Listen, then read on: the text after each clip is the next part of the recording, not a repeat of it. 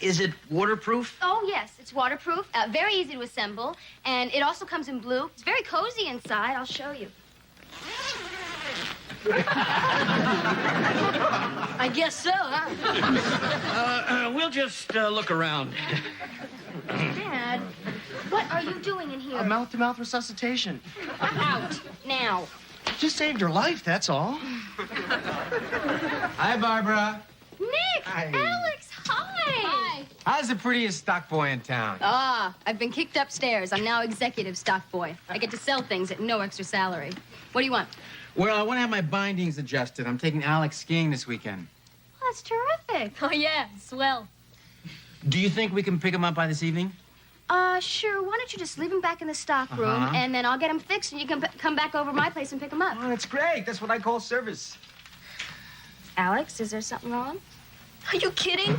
I love my weekends with Dad. Alex, what do you think of this? It's neat. It's yours. Dad, you don't have to keep buying me stuff. You can't afford it. Hey, come on. How often do I get to give you presents, huh? Every weekend. Tell me about it. You ODing on attention? I'll sure get my share. Last night, Dad woke me up out of a sound sleep because he wanted to have a meaningful conversation. I'm only 12. Nothing meaningful has happened yet. I mean, how bad can a skiing trip be? The thing is, I wanted to go to the Pacer game tomorrow. So tell your dad. I'm sure he'd love to go. I wanted to go with my friends.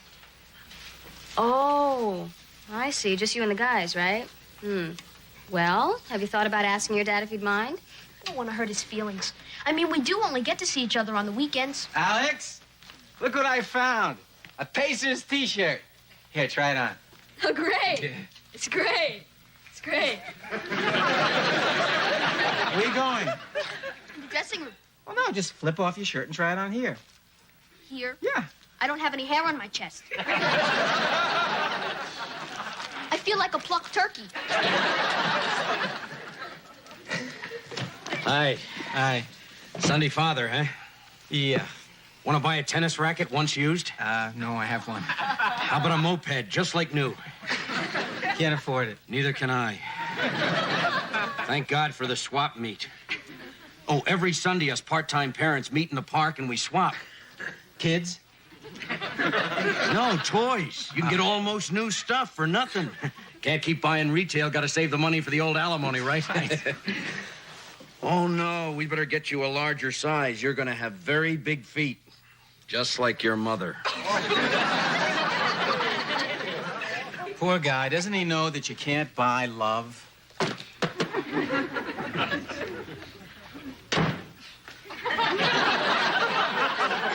What do you think? It's you. And then some. I really wanted to go to the game with the guys. So tell your father. I don't know. He's a very sensitive man. His souffle fell the other night and he cried. Just because it fell? Just because I suggested going to McDonald's. Well, my final word is I'd tell him. You would? Mm-hmm. Tonight? Sure, why not? Great. That sure will be a lot easier than me doing it. Alex. Sweetheart, I think you should stay out of it. It's between Nick and Alex. Yeah, but, Mom, I know where Alex is coming from. Lest you forget, I, too, was the victim of a broken home. Oh, you're breaking my heart. Hi. Hi. I wondered if the skis were ready. Yes, they are. Come on in. Great. Hi, Annie. Hello, Nick. Alex. Hi, Miss Romano. Well, I hope they fit. Brett will see. Oh, by Dad, that reminds me. Barbara wants to talk to you. Come on, Miss Romano, let's get out of here. No. No, Alex, I think I'd like to talk to you, okay? Well, as a matter of fact, I did just run out of honey. I gotta go down and pick up some more. I'll be right back, okay? Hurry it up in there. I want to get on the road. They're having a weenie roast at the lodge. Barbara, you gotta stop him. The man is talking weenies. Okay, Alex, look. You want to be treated like an adult, you gotta act like an adult. And to act like an adult, you have to tell your father yourself about the Pacer game. You're copping out. No. Now you just go over there and be honest. Right. Honest. I'll tell him I've got a cold. You can't go skiing with... I'll tell him. Okay. I'll be waiting in the bedroom. No. Stay. Please? Oh. Okay. Come on, you'll be proud of yourself. Dad? Huh? I feel...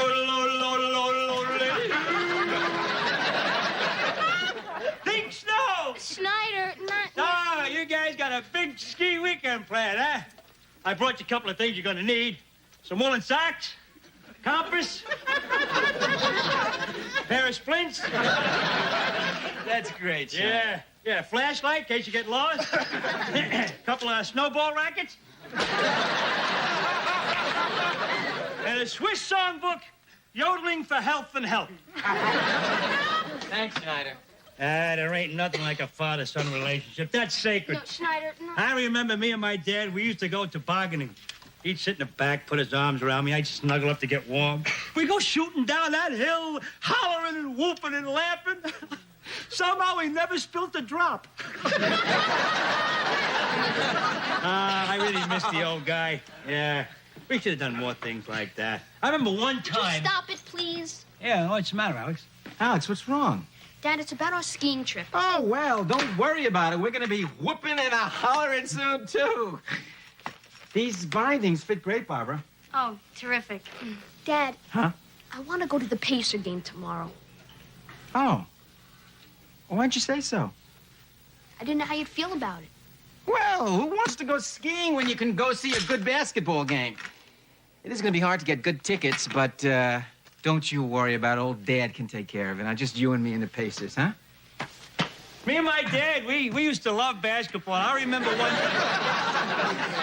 remember once I talked too much and I got slapped with a technical. Dad, I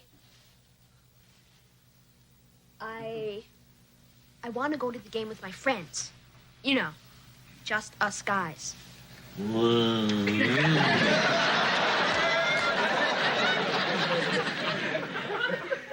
You mean you want to be with your friends tomorrow? I see. I mean, you'd rather be with your friends than go skiing with me? Look, if you'd rather talk about this at your place... Oh, no, that's fine. We can discuss it right here. Dad, don't get upset. Upset? Who, me? What do I got to be upset about? And where is it written that a father and a son should spend time together? No, I completely understand you're wanting to be with your friends. You do? Well, yeah, absolutely. As a matter of fact, I think it's a good idea. It'll give me a chance to be with my friends. It will? Yes. You do understand, Alex, my son, that I have been missing out on a lot of prime dating time lately because I have to spend all of my weekends with you. Mr. Handress, if I may. You may not. That's exactly why I asked. Daddy, I didn't feel that Just you... forget about it. Just do me a favor, will you? Just go to the game. Okay. I'll go. Okay.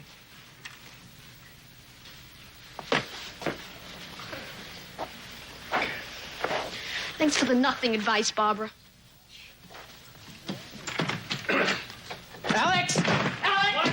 Watch it! Watch your kid. Alex! Alex! Come here, Alex!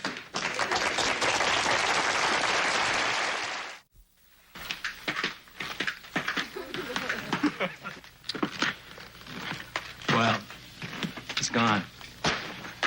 Oh, boy, what did I do? You got hurt. You got angry. Well, I was really awful. It's true. Hey, I just saw Alex as I was coming in. He was crying. What's going on? Well, we had a fight, and I said some stupid things. It's true. Thank you, Schneider. Is he still there, Annie? No, he's not. He ran to catch the bus. He said he was going home and that you had a date. No, I didn't say that. What See, I that was the stupid part, you know? I mean, any father with any smarts at all would stick with his kid at least until he goes to sleep, and then he could go out with his hot little Tootsie, you know what I mean? That's really great. Why don't you dig me a hole so I can crawl right in, okay? Look, Nick, I'm sorry about all this, but I really have to get back to work. I'm taking over a night shift. I'm going down that way, Barbara. I'll give you a lift. Need a little salt. No. Well, let's face it, it's not your recipe of the month. Look, Handress. Kid was hurt, and he ran away. Nothing to worry about. Kid's been doing that for years. Usually they stay away a couple, 3 hours. Occasionally, okay, you may get one he stays away for 1 or 2 days. Sometimes you do get him, they stay away 5 or 6 months. Then there are those that never return. Snyder. Hey, but what are we talking about here? We're talking about Alex. Alex is a good kid. He'll be back in a couple of hours. Unless he meets a girl. Okay, what's this about a date? No, it just came out. He told me that he wanted to go to the game with his friends. Yeah, I know. Barbara told me. Oh, that's terrific. Terrific. Everybody knew except his own father.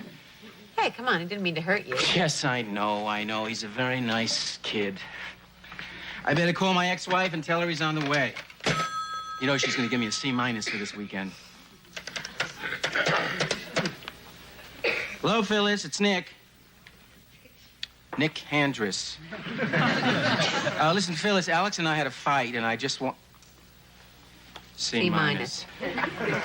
Yeah, well, he's on his way home, Phyllis. Well, Phyllis, that's not my problem. Uncle Harvey is there. Yeah, Phyllis, why don't you call me as soon as Alex gets there? Great. Okay, I'll either be at my place or at Annie's. You know the number there? Swell. Okay, bye-bye. Well, at least I screwed up Uncle Harvey's weekend. Annie, was it this hard for you when you first got divorced? Yep. Yeah. I mean, I only have 2 days a week to get him to like me. More than he likes her. Yes, that's true. I have had those feelings. Nick, it's not a competition, you know. Hey, you can't win his love by playing Santa Claus. I know. I'm crazy, Annie. I almost bought him a car. Well, my ex-husband did the same thing. There you go. Yeah. Considering inflation, I should have let him. Well, he's on his way home. If that's the way it's going to be, I'm just not going to sit around and mope. I mean, after all, it's Friday night. That's the spirit. Yeah, and there is a little cafe down by the river I've been meaning to try out. Good idea. My kid is safe, and there's no reason I can't take a pretty girl out to dinner. No, not at all. Thank you, Andy Romano. Hello, Roxanne. It's Nick. Yeah, well, Roxanne, I just wanted to tell you that this call is a mistake. Well, I'm sorry, too. Okay, yeah, bye. Who am I trying to fool? I can't go out on a date. I'm a mess. I'm gonna go out for a walk and just figure things out, okay? I'll keep in touch with you. Thanks, Annie.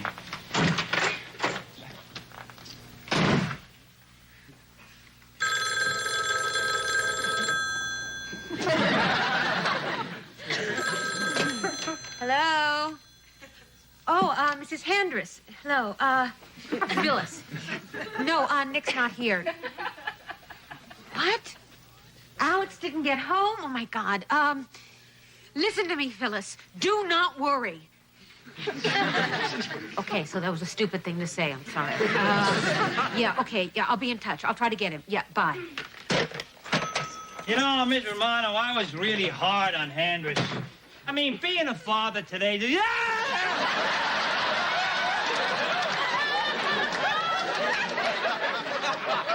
Excuse me, I didn't recognize you. You've done something with your hair? It's a facial. Ah, yeah. Well, for a minute there, I thought that spinach omelet blew up in your face. I gotta find Nick. He's out there somewhere. No problem. He's down in the lobby with Miss Williams. Joyce Williams, new tenant in 506. Good-looking redhead. Excuse me, what's he doing with her? Nothing. They're still in the lobby. All I can tell you, she's got him carrying her grocery bags. Yeah, well, I gotta get him. Shh, they just got on the elevator now. I can hear that thing from 100 feet away, you know. It's a special grease I use on the tracks. Schneider. She just pressed number 5. She pressed number 5. I can tell each button has its own distinct squeak. Blast off! They're gone! Schneider, I gotta get Nick. Bring him back in here. Why? Alex is missing. He never got home. Why didn't you say that? Well, I You tried never to said say that! Schneider.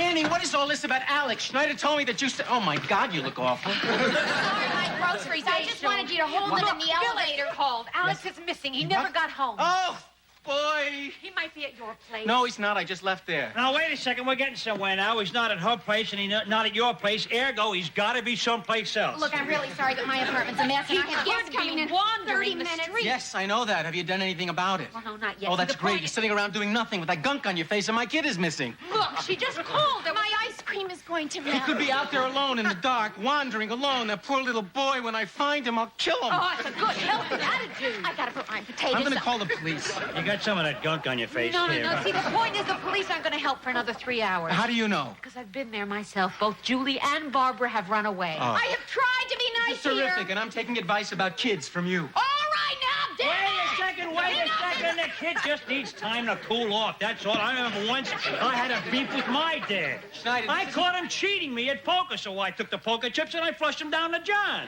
Well, naturally, he got a little steam, so he picked up the fishbowl when he threw the fishbowl at me. Well, I ducked and the fish landed in the corned beef hash. Hear about your corn... Andress, let me tell you, will you? We had hash a la pompano and we wound up hugging each other. Look, right now I want to find my kid. We can hug later, if he still wants to. Oh, come on. Stop feeling sorry for yourself. You know he loves you. Yes, I know he loves me, but he opens up more to Barbara than he does to me. If the ice cream melts on the hell of it. Barbara, she's working tonight. Hey, Alex knows that. Yes. I'm on my way. Now, you call Barbara and tell her to wait for him. If he's not there, tell her to look out for him. Okay. I'm going to check the neighborhood. Would you Hey, hold on to this, please? I have to make thank a phone you. call. Thank you very much. I would just like to get one sentence finished. Just one sentence. Sure, Mom. I'll keep my eyes peeled. Look, it's past closing, but I'll wait around in case he shows up. Yeah, I know. I'm sorry the line was busy for so long, but Karen called and I couldn't interrupt her. Yeah, okay. Okay, bye. Hi.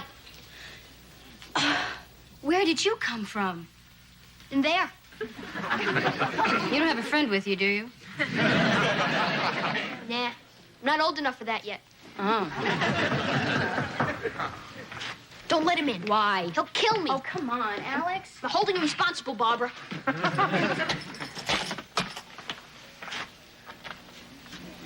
He thinks you're gonna kill him. Are you gonna kill him? I haven't decided yet. Oh, well, I've got some stuff to unpack in the storeroom, so I'll leave you two alone to talk. Well, if you wanted to frighten somebody, Alex, it worked. It's dark outside. It's not safe. It scared me. It scared your mother. Scared me, too. That's good. Because you do it again, your next gift's gonna be one of these applied to the seat of the problem. But would you consider badminton? You smiled. Am I off the hook? Am I? You want to talk about it? If you do. Come on, let's sit down.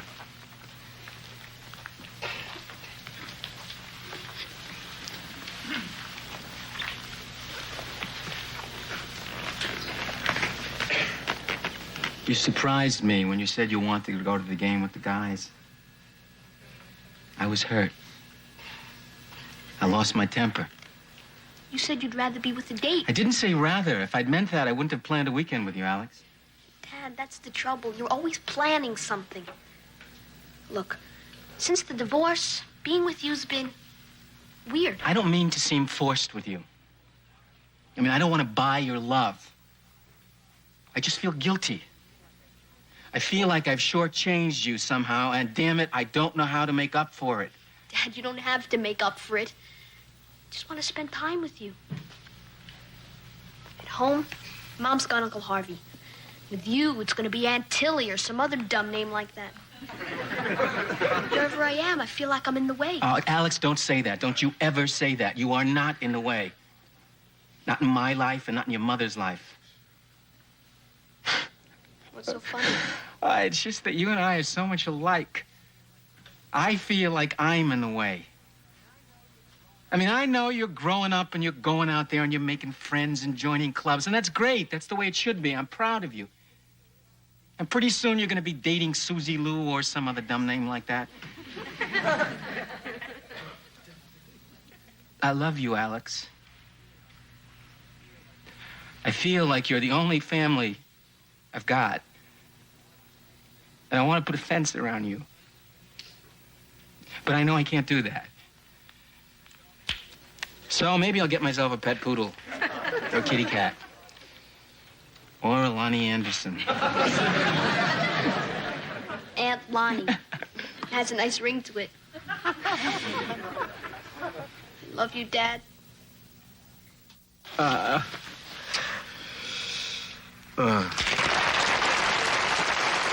am I ironing? I hate ironing. I don't even know how to iron. One shirt, just this one shirt. That is all I am doing. Come on, Annie. You won the toss. You should be glad you don't have to go to this dumb meeting. Just pay attention to what you're doing. It's the only shirt I have left that's not scorched. What's the matter, honey? You okay? I'm fine, yes. My big toe just died. What is Schneider's tool belt doing next to my bed? I don't know. He went in there to fix your bed frame. He must have left it. Schneider left his tool belt? He didn't tighten the frame either. That is not like Schneider. No, he's really been acting weird lately. I know. I met him in the hall and said, "Good evening, Schneider," and he said, "Little do you know." Would you please hurry up with my shirt? Oh, I'm sorry, Annie. I just have to go home and I have to polish my shoes. Say, you wouldn't mind, No, I didn't think so. I tell you what, don't rush with that shirt. I'm gonna go home and shower first and send Alex to get the shirt, okay? Okay. Okay, bye-bye. Bye. You look kind of cute behind that iron. I seem to be saying all the wrong things.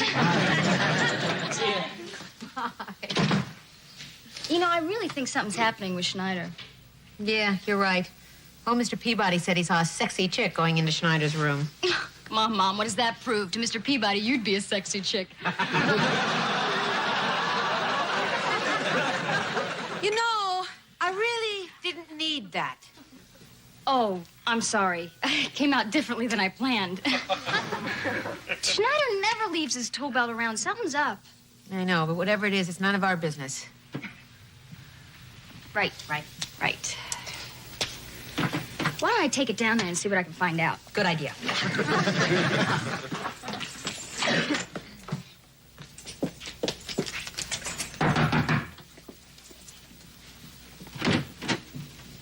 Hi. Hi. Is Schneider in? Yes, he is. Well, I'm Barbara Cooper. He left his tool belt in my bedroom. I mean, he was working on my bed. The frame. He was working on. Come on in. Schneider's in the John. Okay. I'm Jeannie Foster. Hi. Schneid! Be out in a minute, baby. How long have you known Schneider? Oh, 5 crazy off-the-wall days. Oh, I see. Hey, let's try that lovely lilac bubble bath tonight. Schneid! Look, I really should be getting out of here. Okay, no. What a great idea. Bubble bath, yeah. You really got to hand it to the Japanese, you know. They know, they really know. Hey, hi there, Barbara. Barbara, I want you to say hello to Jeannie. Jeannie, this is Barbara. This is bad. Yes.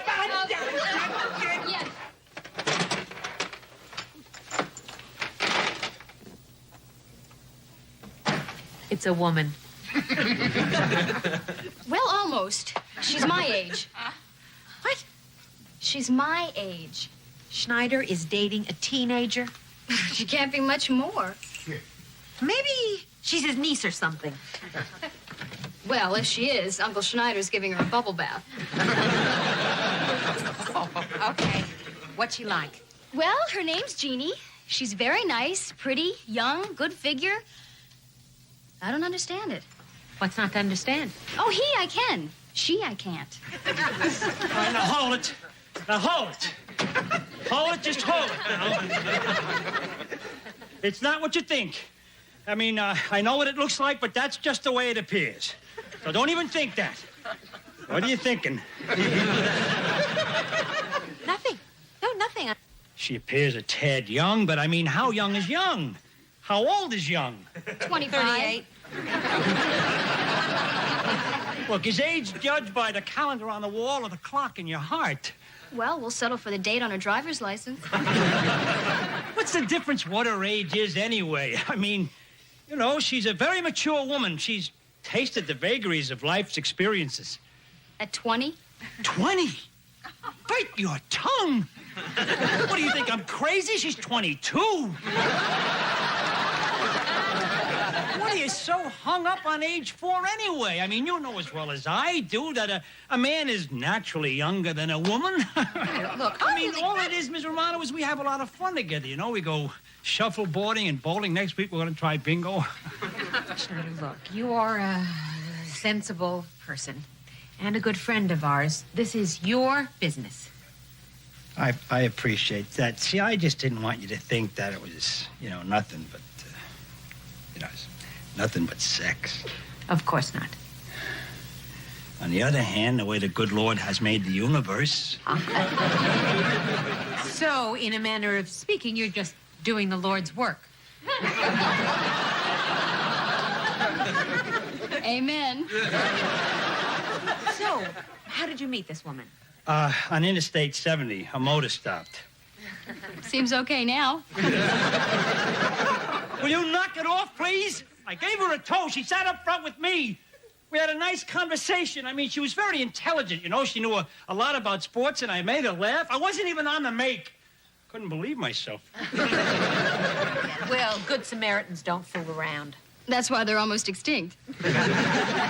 So, anyway, the guy down at the shop, he said that it would take a couple, 3 days, so we got all of her stuff, and we dropped it off at her place. We went out, we had a couple of beers, and, we've been hanging out ever since. Well, Schneider, she does seem very nice. Yeah, I tell you, Barbara, for the first time in my life, maybe ever, I had this feeling of just wanting to be with somebody, just for the sake of being with her. That's lovely, Schneider.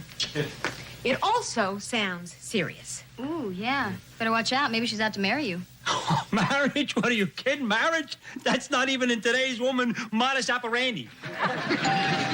That's probably Jeannie now. She wants to meet you. Hi, Barb. Boy, she's short. Looks a lot like Alex, too. Hi, Mr. Romano. Hello, Schneider. Oh, you kid. Mr. Romano, my dad said he left his shirt over here. Oh, well, you know us modern women. You through ironing it yet?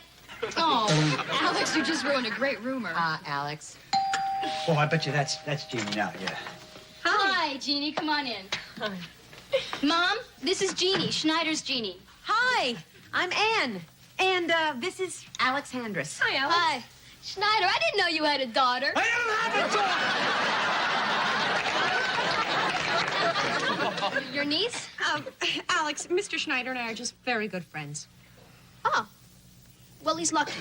You're real nice. Thank you. Alex, why don't you take that shirt to your father, huh? Oh, right. Thanks, Mr. Romano. I'll see you. You bet. Bye-bye. How old are you? 22. It's a number. That's all it is. It's a number. 110, 5, 15, 20. Listen, Beer Belly phoned. He said it was urgent. Something about your rowboat leaking. That's about as urgent as my next manicure. I'll call him later. Jeannie, why don't you come in and sit down? Yeah, come on. thank you. Sit down. So, what is it you do? I'm a photographer. Oh, photographer. Really? That sounds fascinating. Freelance? Mostly. I have several regular customers, mostly zoos. Do a lot of wildlife. I'm a next subject. Well, it sounds like you must do a lot of traveling. Oh, yeah, I think I'll crisscross the country 4 or 5 times in the next year. Whew, talk about footloose and fancy-free. Of course, if she ever wanted to set up in Indianapolis, she could do birthday parties, because kids are animals, too. You know, Jeannie, I really like your hair. Oh, thanks. I've been thinking of doing it like Stevie Nicks. The way it is now? Oh, no, the way it was on the Rumors album. Oh, yeah, I liked it there. But the way it is on the Tusk album is a little bit weird. Oh, wait a second. I've never heard of any guy having hair as lovely as this. Schneider, Stevie Nicks is a woman. He is? Yes, with Fleetwood Mac. It's a rock group. Oh, yeah, I know that. I know that. A rock group, sure. You like that kind of music? Who doesn't? Yeah, right. Who doesn't? I mean, yeah, I really dig it, you know. Hound dog, yeah. I It's way far out, that stuff. Look, I better go call Beer Belly. I thought you said it wasn't urgent. Well, you know my buddy. Sometimes a beer in the belly's worth two in the bush. Let's go, Jimmy. Well, it was nice meeting you. You bet. Bye, Barbara. Bye. Bye-bye. Schneider, what's the matter? Did I say something in there to embarrass you? The only thing that embarrassed me in there was myself. What are you saying? Well, looking at you and Barbara in there together, I flashed on how young you really are. I mean, you're just a kid. This thing with me, this is ridiculous. This is not for you. I think it is. Well, Jeannie, it's not. Schneider, we've been together almost constantly since we met, right? Yeah. And it's been pretty terrific up till now, right? Yeah. Schneider, we've got it all. Fireworks, laughs, good times, quiet times. Do you have any idea what that means? When has that ever happened to you before? Well, I don't know. I know. Me neither. And the best of it is, no strings. That's right, no strings. Would you mind if I moved in with you?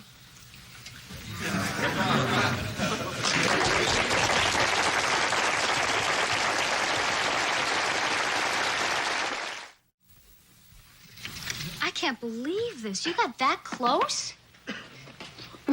Telephoto lens. I don't think I'd take this with a spy satellite. That's really terrific. Thank you. Oh, here, let me help you. Oh, thanks. You don't have to do that. Oh, come on. Look at these. How else am I going to find out what you have? Tell me, Jeannie, well, what's it like? I mean, being with a man like Schneider. You mean sex? No. Unless you need to talk about it. I mean, it's not that I care. It's just that, some of the other women in the building are wondering. But... Well, let's just say he's wonderful. Just like it would be with a guy your own age. That's not much help. Oh, I'm sorry. Well, you know what he does first thing in the mornings? No, what? Drinks cabbage juice. I don't think I read that in The Joy of Sex. Does it help him? I don't know, but he thinks it does, and that's what counts. Oh.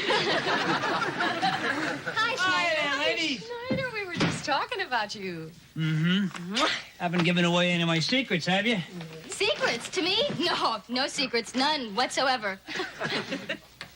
So, tell me, just what exactly does cabbage juice do? Well, I'm not sure exactly, but if it's good enough for rabbits, it's,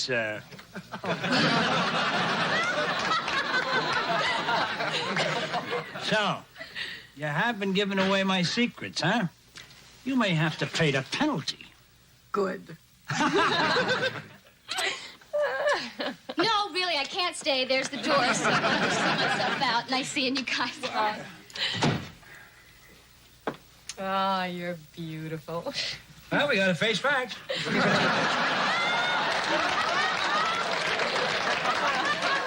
You hungry? Only for you. What about food? Yeah, that too. I hope you like it. Listen, you could feed me scraps and I'd like it. Anything you cook is like beef bouillabaisse to me.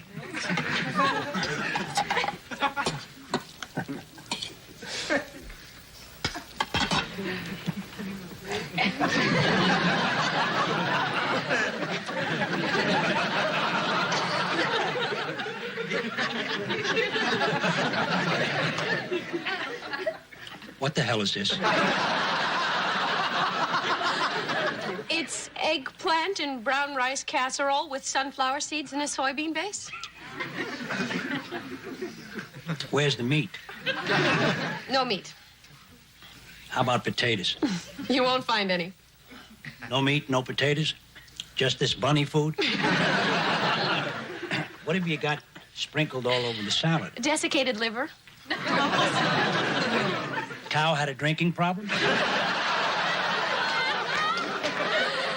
Oh, laugh if you will, but the healthiest animals on this planet are all vegetarians. Oh, sure. Lions and tigers and leopards, they don't eat meat.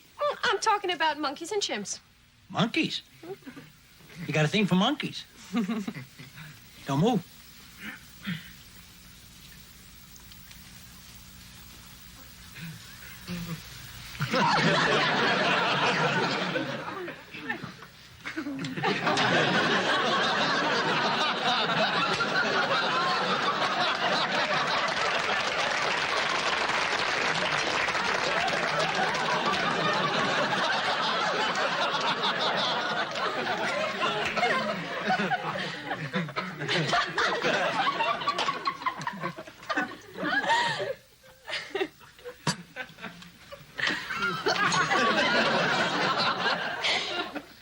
Oh, I adore primitive men.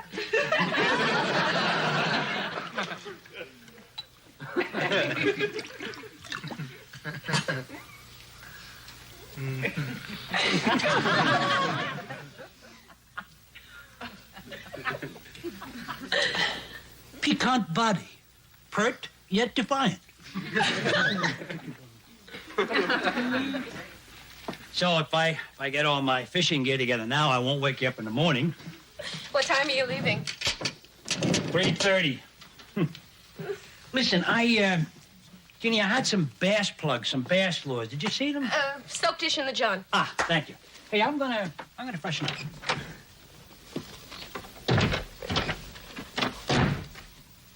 How could a guy not love you? I mean, here I am, I'm going off fishing, hanging out with the guys, leaving you alone. You don't even mind. I mean, you even encourage it. Young people today, they got the right idea. Open relationships. It's no big deal, Schneid. I don't want to change your life. Besides, it's only for one day. I mean, we think alike, we act alike. Our attitudes, our opinions, our whole approach to life couldn't be more identical. Absolutely. What's the matter, kid? You got a frog in your throat? The thing is, we both think young. Now. Today.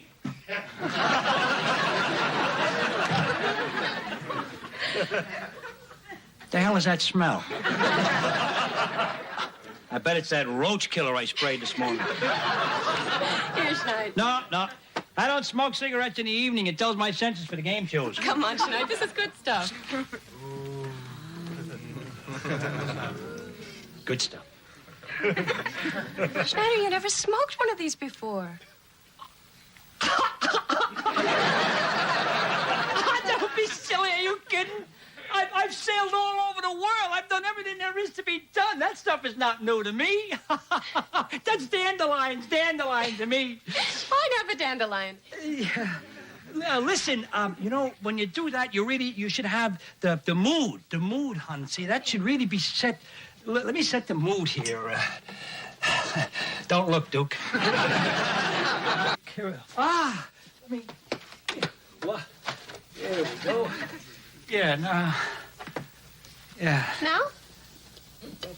I have a lovely black and white caftan. Let me go. Schneider, you don't have to smoke it if you don't want to. Oh, what do you mean if I don't want to? Of course. Here, give me that. I'll take a knock. Oh, okay. Let's see here.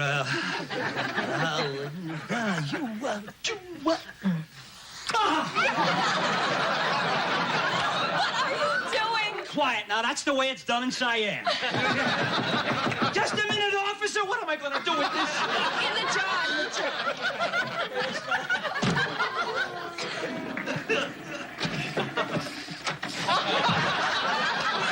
I know how to handle these guys, so don't worry. Okay, be cool. Okay. Well, Barbara! It's Barbara! It's little Barbara! Barbara, come on in here! Barbara, it's Barbara! Boy, oh boy! Am I glad to see you? You are? Sure. Oh.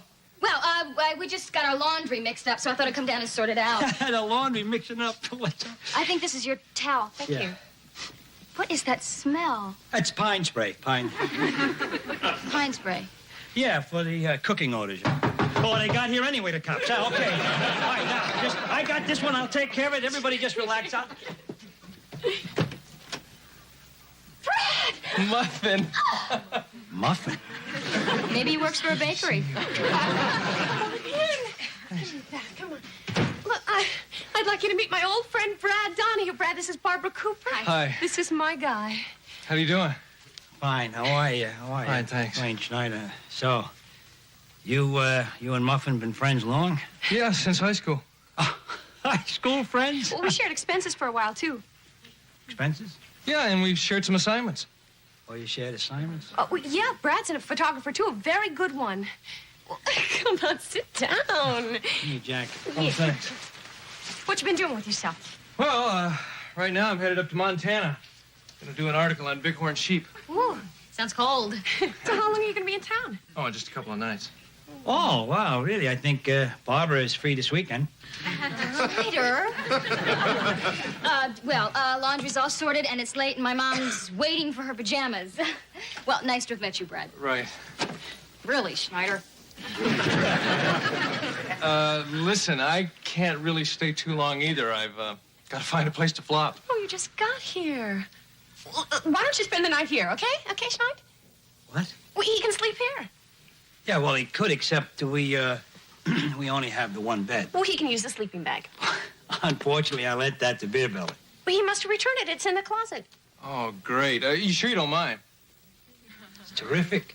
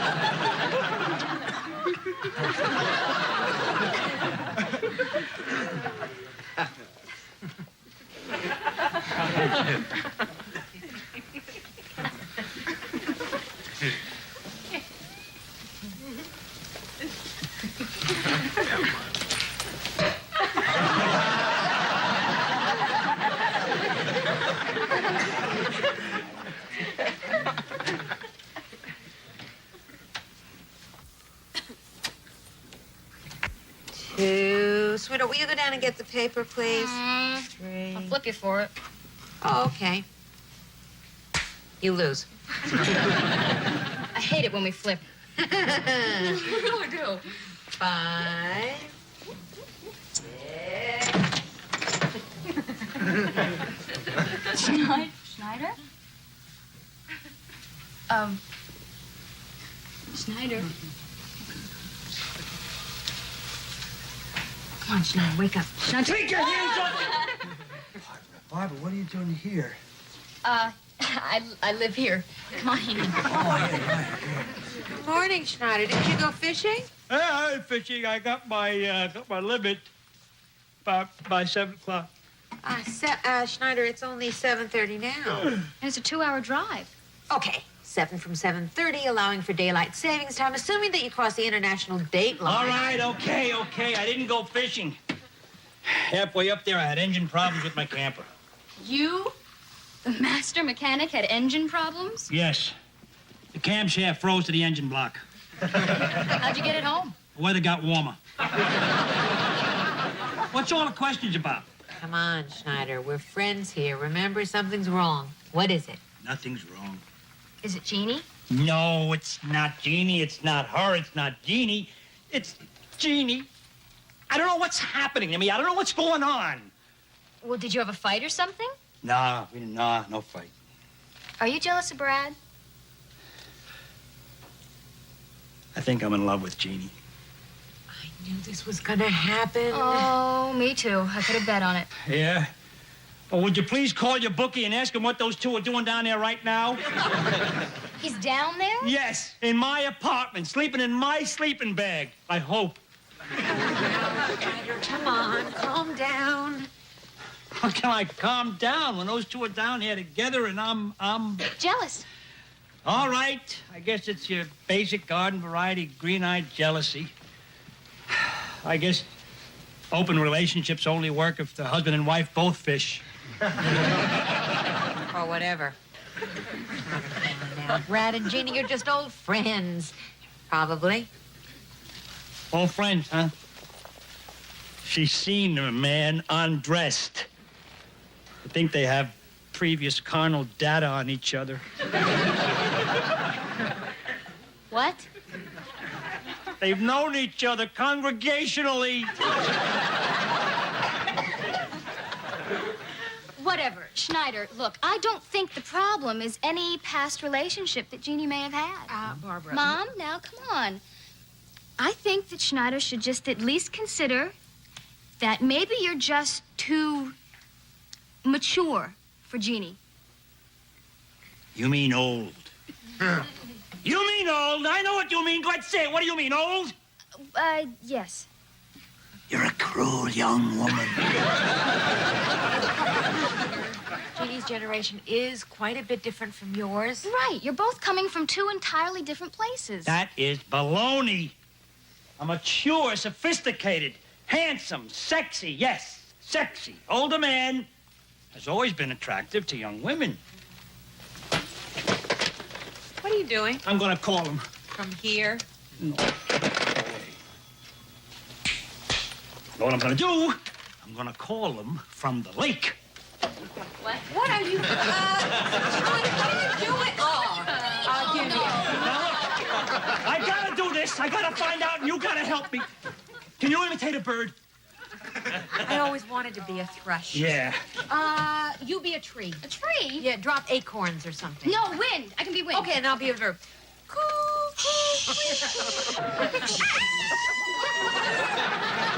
Mr. Romano, you be the wind, you be the bird. Hi, Jeannie. Where's Brad? Oh, brushing his teeth, huh? Yeah. Yeah, I know it is. It's kind of noisy here because the phone is right next to the balls. Yeah. Where's Brad now? Oh, still, huh? Yeah. Oh, yeah. I already caught my limit an hour ago. Yeah, 6 big beauties, yeah. Oh, that's plenty for tonight, sure. Better put fish on the shopping list. Listen, I'm going to be leaving in a little while, maybe 5 minutes, Jeannie. What's he doing now? You must be brushing them one at a time. Yeah. I heard that. That's the game warden. Yeah, whenever we hear that, we all have to change bait. You heard one too, eh? How a coincidence. I guess you better change bait. A what? A salad bowl. Gee, I don't know, Jeannie. Do you have a salad bowl? Yeah. Yeah, they have one, huh? Well, I just happen to remember, that's all, Gene, yeah. Listen, I'm going to be going now. I should be back home before Brad gets the cap on the toothpaste. Yeah. Yeah, it was terrific. Jeannie, Jeannie, I love you. Oh, good. Oh, okay, good. Bye-bye. You see, I should have told her that I was calling from down the road, and that way I could go down there in a few minutes. Would she believe a shortcut? She believed the bird in the wind. Listen, I didn't plan to fall in love with this girl. I didn't plan that, but it's happened. It's happened. Now what am I supposed to do? I'm going to have to close this relationship. What exactly does that mean? You're not talking about marriage, are you? Who's that? Who is it? Jeannie? Oh, gee, I'm not here. I'm not Schneider. here. What? I'm not here. I'm not here. Okay, you're not here. Hi. I'm glad I caught you before you went to work. Yeah. Listen, Schneider caught the limit, so we're having a little fish dinner, and I'd like you both to come. Oh, thank you. That's very nice. Can we bring something? Yeah, hamburgers, fried chicken. My business partner, Nick, he's going Bring to him be along. here. It's fine. Except I need a large salad bowl. Oh, we know. We know that Schneider doesn't have Right. a large Salad bowl. and we have one, and I'll get it. I'll do it. I'll do it for you. Oh, that coffee smells good. I think Schneider learned how to make coffee on a cattle drive. I don't suppose you'd have time for a cup. Oh, sure, Brad can dress himself. It's funny, isn't it? The oven door, the hinges, they creak. You never know when it's going to happen. I mean, Schneider should fix that. Right, we should, yeah. You sure you want coffee? My mom made it. I'm sure it's fine. Okay. Well, so did Schneider get off to the lake without incident? He just stabbed a bar stool and left.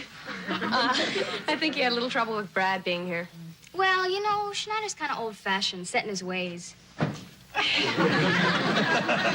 don't think of him as old-fashioned at all. Jeannie, as you've probably guessed, we're very close to Schneider. Yes, we certainly are. And you're worried about our relationship. You're afraid he's going to get hurt. Hey, look, it's really between the two of you, okay? I really don't think we should talk about it. Right, you know, sometimes kitchens do have ears. There. No, I don't mind talking about it. I mean, it's pretty obvious there's a difference in our ages. And that's one of the nice things. I mean, Schneider knows who he is. A lot of the younger men that I date, they don't even know where they're at. I know where Schneider's at. Yeah, so do we.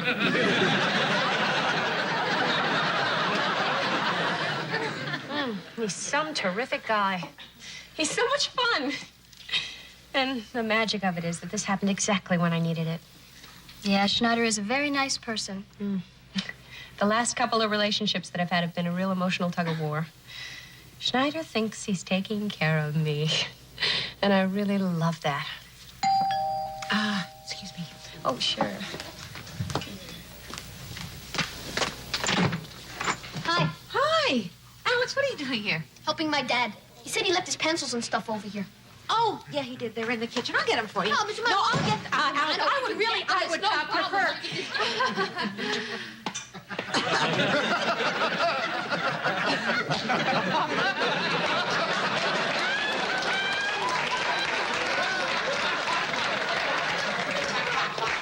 Miss Romano, Yeah.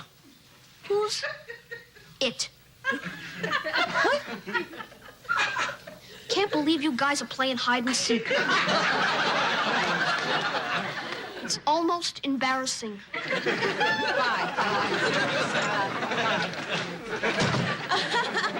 Kids, boy, you just, out of the mouths of babes. Listen, don't worry about Schneider. I know he's a loner. He's not interested in anything permanent. We're living moment to moment, and we're loving it. If he ends it tomorrow, I'm way ahead of the game. Oh, listen, I had no idea it was so late. I thank you for the coffee. I Here's the had a salad million bowl. things to do. Thanks. Okay. Listen, I hope you guys can make it. We'll be there. Sure. Absolutely. About 7, okay? Terrific. Uh-huh. Thank you. Bye-bye. Bye-bye. Did you hear that? I can't believe that. I mean, she thinks I'm the one who doesn't want to get serious. When she finds out that I really am interested in making this relationship exclusive, she'll be on me like a Doberman on a burglar. Schneider, do me a favor. What? Go slow. Miss Romano, when you get to be my age, not that I'm old. I mean, you don't go slow, you know what I mean? You seize the moment. Look, you've known hundreds of women. That's the understatement of the year. I always thought that a commitment was buying a girl a second cup of coffee.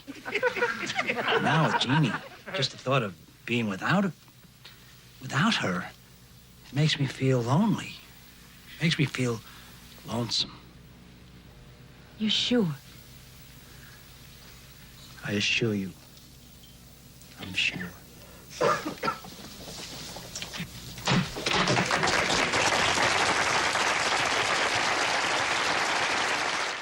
Hey, come on, you guys. Let's do some more dancing. I'm going to spin another platter. What? Used to mean a record. Oh. What is it with you three guys? You're starting to look like the old folks here. Snyder, we give up. You win. All right. Why don't I pass around a little more of the grape? Good idea. Do I keep up or do I keep up? You bet you do. Another 15 seconds, my lower legs would have gone into terminal spasm.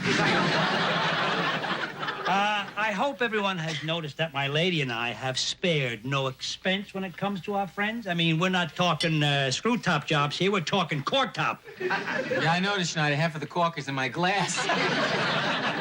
Well, I would like to propose a toast to the man with the dancing feet. Here, Hold on. I thank you and my feet thank you, but if anybody is going to propose a toast, it is going to be me. So I'd like you all to raise your glasses to the woman I thought I'd never find. Nicely done, Schneider. Okay. To the rose, the garden of my life. The rainbow at the end of my pot. The butterfly in my net. Lovely Jeannie, may you flutter forever. Well, come on, let's drink. What are you waiting for? My elbow's locked.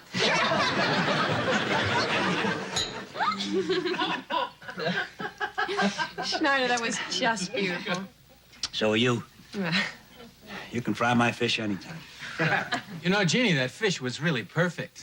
Well, don't thank me. Thank Schneider. He was up this morning at 3:30, drove all the way to Lake Monroe. Caught his limit by 6. Let me tell you, there's nothing like fresh bass. Yeah, that trout was good, too. Trout. Schneider, you said those were bass. What I said, Jeannie, was I used a bass lure. Tell me you bought trout. They were on sale. So you're really into fishing, huh? Oh, yeah.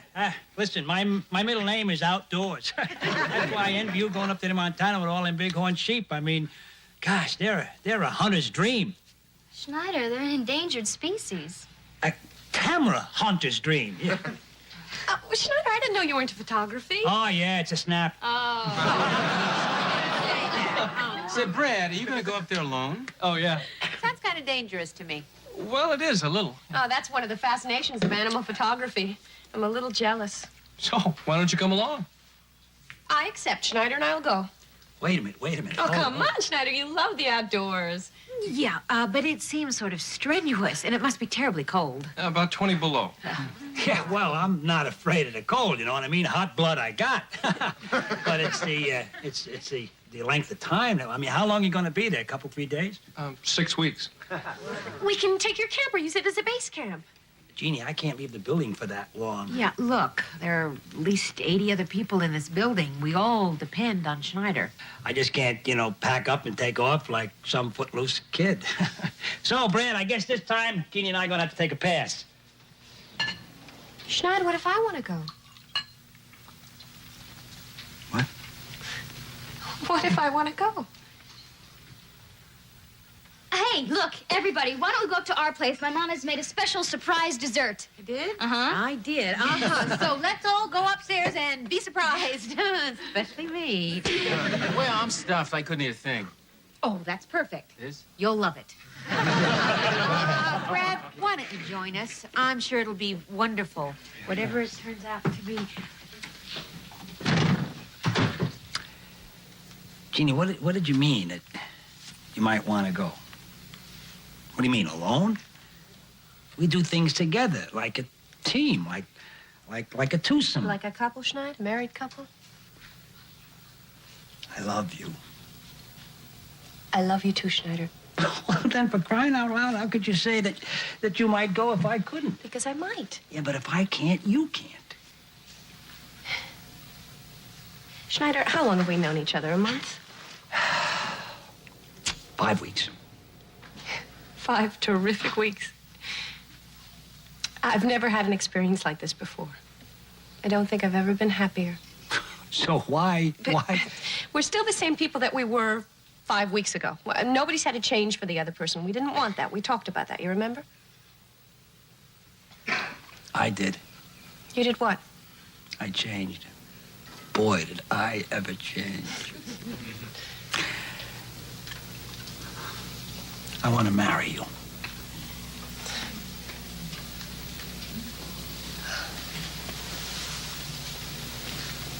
Oh. God, I didn't see that coming. What happened? What happened, a fella gets to be my age, he takes a long look at his life. And to be honest, I saw you and Brad, you know, together, and... Schneider, that is not important. What is important is you and me and who we are. Schneider, if I go with Brad, it'll be because I have to be free to decide to go if I want to go. Do you understand? No, I don't understand that. Schneider, if I want to go and I don't go, that means that my feelings for you are stronger than my feelings for myself. And the longer I stay with you, the more likely that is to happen. You think that's wrong? You think there's something wrong with that? No, it's not wrong. But it is for me. It is for now. Oh, Schneider, I really do love you. But marriage isn't the answer for me, not just now.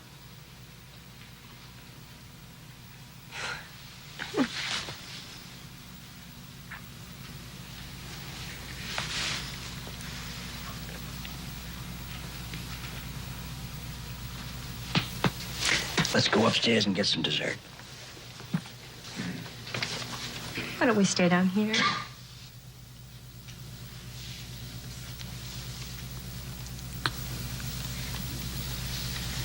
Jeannie, that's not the answer either. I'm sorry, Schneider. So am I.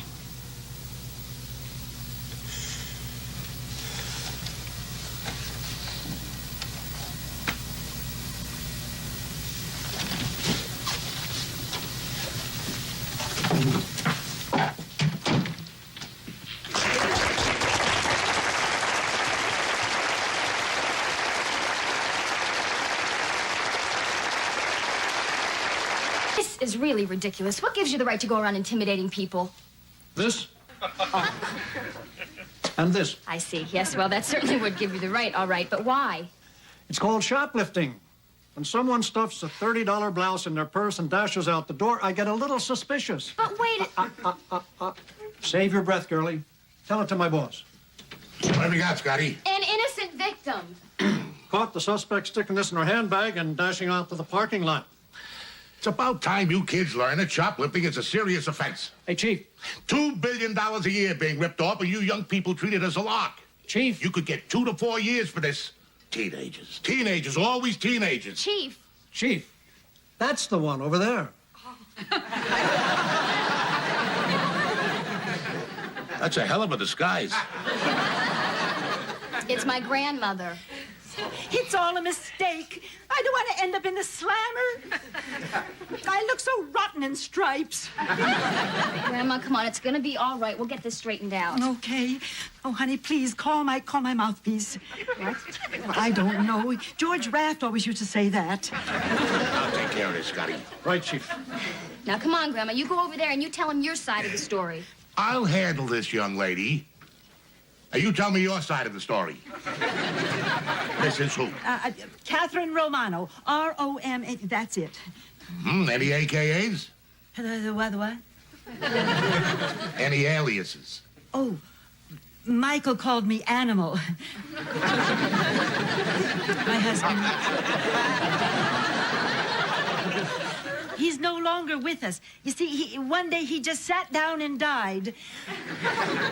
My goodness, that was a great shock. Well, I can imagine. Yeah, well, yes, he never did anything like that before. Grandma, about the blouse? Yes. Just a minute, young lady. About the blouse. Oh, yes, it's lovely. It's machine washable, warm water cycle. No. Did you pick up this blouse, put it in your purse, and walk out the store? No. Yes, I did. Grandma, you don't know what you're saying. You'll admit it.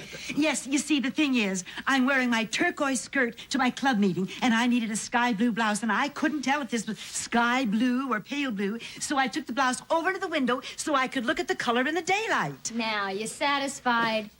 I've heard this story before. And that's when I went for the chili recipe. Maybe I haven't heard this story before. Grandma, what chili recipe? The one without the beans. Betty Armstrong's. She's on my bowling team, and I saw her through the window. I've been trying to get that recipe for a week. Betty's so busy, you know. Well, volunteer work at the hospital, work in the food co-op, our karate class. Hold it. After you saw this Betty Armstrong through the window, then what? Well, I guess I was so anxious to get the recipe, I just forgot all about the blouse. See, I knew it was all a mistake. Yes, since my husband died, I guess I'm just so preoccupied. I keep forgetting. Last week, I paid the paper boy twice. Grandma, you don't take the paper. I don't? See? All right. That's enough. This is the wildest cockamamie story I ever heard. It's the truth. Yes. Well, probably. Nobody could make up a lie like that. Lady, go home. Oh, thank you. Come on, Grandma. It was nice meeting you. I wish I could say the same. Grandma, you should sue this store. Just wait till Mom finds out about this. Oh, Barbara, do me a favor. Please don't mention this to your mother. You know her temper. She'll just get all excited and blow her little red top. Please? Oh. Okay? Okay. Okay. Now, what about the blouse? Do you want to buy it? Oh, no way. The stuff in this store is trash. Let's go to Block's.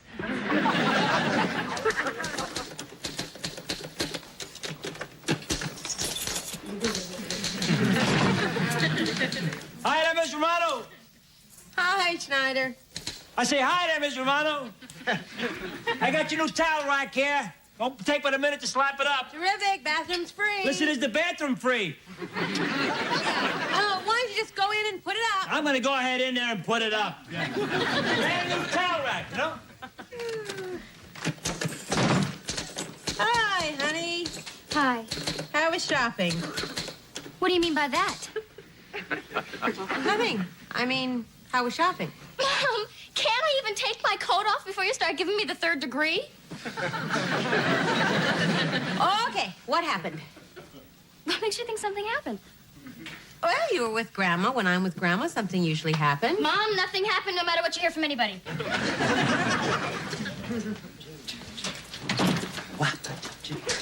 From the moves, I'd say he's dancing to The Who, Kiss. Or bowling for dollars. Schneider, is the towel rack up? No, thanks. I'm on a diet.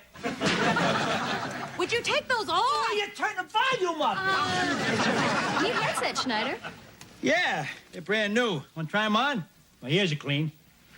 I'll pass, thanks.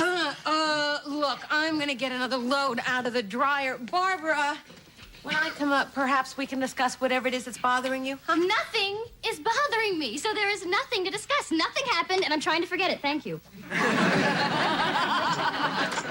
Whatever didn't happen sure sounds serious. Just dumb.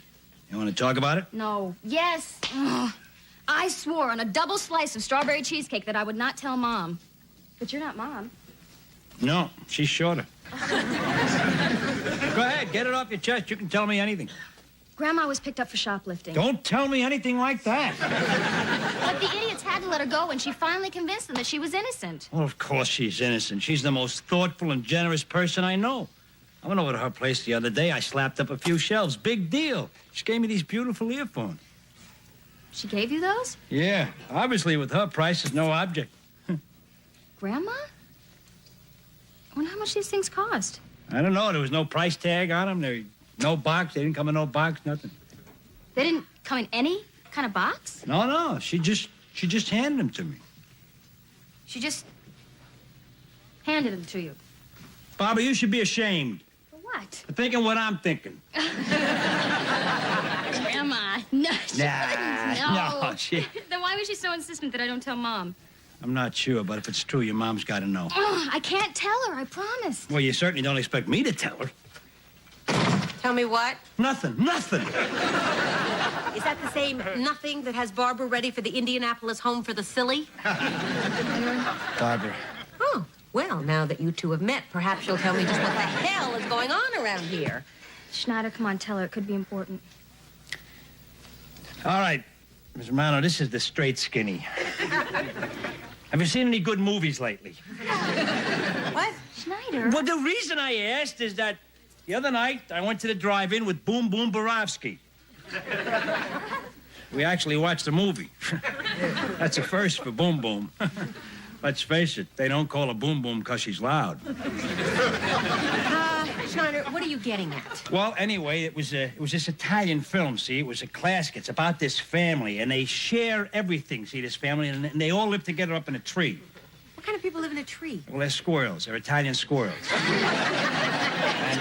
See, they're like the Waltons. There's a mama squirrel, and there's a grandma squirrel, there's a little John Boy squirrel, and... Schneider, the important part? Yeah, well, okay, yeah, about the nuts. See, now, all this nice squirrel families, they get together and they save all the acorns and nuts that they can and take them through the winter, the winter.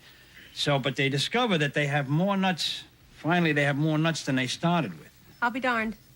And then the climax of the Italian picture is when John Boy Squirrel begins to get suspicious that Grandma Squirrel is boosting the nuts from other squirrels. And he doesn't know if he should tell anybody. Right, yeah. Look, I really don't know what's going on around here. I mean, I am standing here listening to a lot of gibberish about this Italian film classic with squirrels. And this grandma squirrel who steals nuts.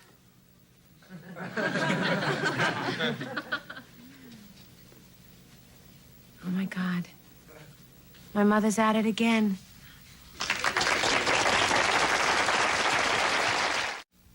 Mom, why didn't you tell me about this? I thought we were a family who shared things. I thought we would, too. It hasn't happened in a long time. I thought she was over it. Why would Grandma steal? Oh, I don't think she even knows why. It's a disease. And she goes along fine for years, and then when something traumatic happens, she slips. Oh, boy. Grandpa's death must have really shattered her. That could do it. Remember Bambi? When his mother died, he stopped making films.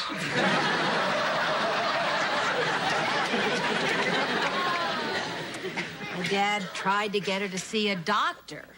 But Mom won't even admit she has a problem, and the doctors all say that until she admits she steals, she can't be helped. Grandma could go to jail. I'm amazed that she hasn't been caught before this.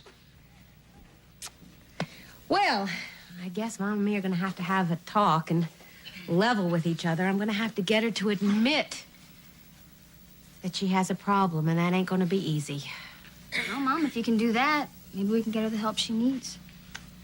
Oh, I hope so.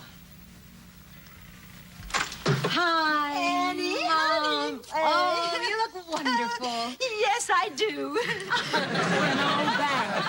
Stop that. Come on, Annie. Oh, Annie. Oh, honey, it's so good to be here. Now that you got your own business, we barely see each other. Oh, I know that, Mom. I'm sorry. Oh, don't be sorry. Listen, I'm so proud of my successful daughter.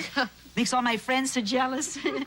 When they start bragging about their sons-in-law, I tell them about my successful, independent, unmarried daughter. Oh. Still single, dear. Sit down, Mom. Well, what do you got planned for us? Well, I thought a little lunch, a little girl talk. Good.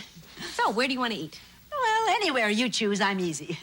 Mom, there is something we have to discuss. Oh, well, sure. Well? Well. Annie. Honey, is something wrong? No, Mom, it's nothing important. Yeah, Mom, it is important. I just don't know where to start. Now, I've told you before, honey, if something's bothering you, just come right out and say it. You're right. Yeah, well, mothers are always right. Right. I heard that before, too. By the way, Yeah. Mom, these earphones that you gave Schneider, they're terrific. Oh, you like those? You like those? Yeah, listen, next time I'm at Bigman's, I'll pick you up a pair for your birthday. No, Mom, don't pick me up anything. No, don't be silly, honey. It'll be my pleasure. Just take a second, dash in, grab a pair. Yeah, Mom, that's what I want to discuss with you. Hey, did you get a good deal on these? A great deal. I just couldn't pass them up. How much? What? How much did you pay? Oh, I don't remember. What difference does it make? Mother, how much did you pay for these? Mexican food's starting to sound real good to me. Mom, please admit it.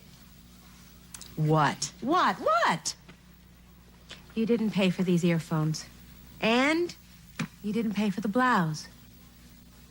Did that stooly granddaughter rat on me? Strawberry cheesecake used to mean something.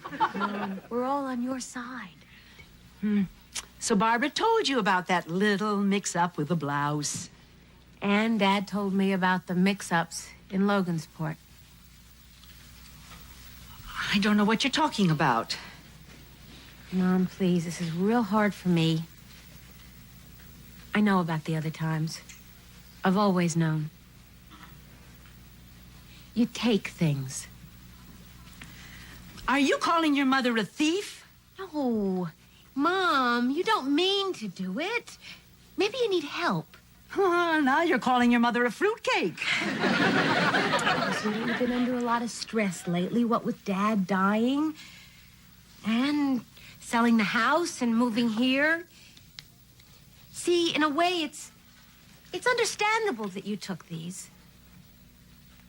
Please. Mom, just admit it. You're right, I did. Oh, Mom, you admit it. I forgot to pay. Huh?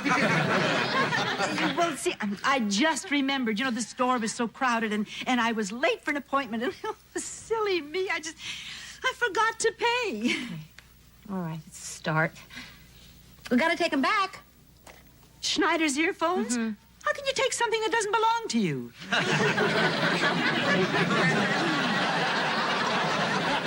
What do you want me to do? Just walk up to a clerk and give them back? No. We will, go over to the counter. And casually walk up to it. And then nonchalantly drop the earphones on the counter. And then run like hell. Annie, why do I feel like a crook trying to give something back? Mom, here. Take these. Annie. Be natural. Just casual. Casual. Okay? Casual. Annie, I can't. Yes, you can. Casual. Go ahead. Good luck to me. Yes.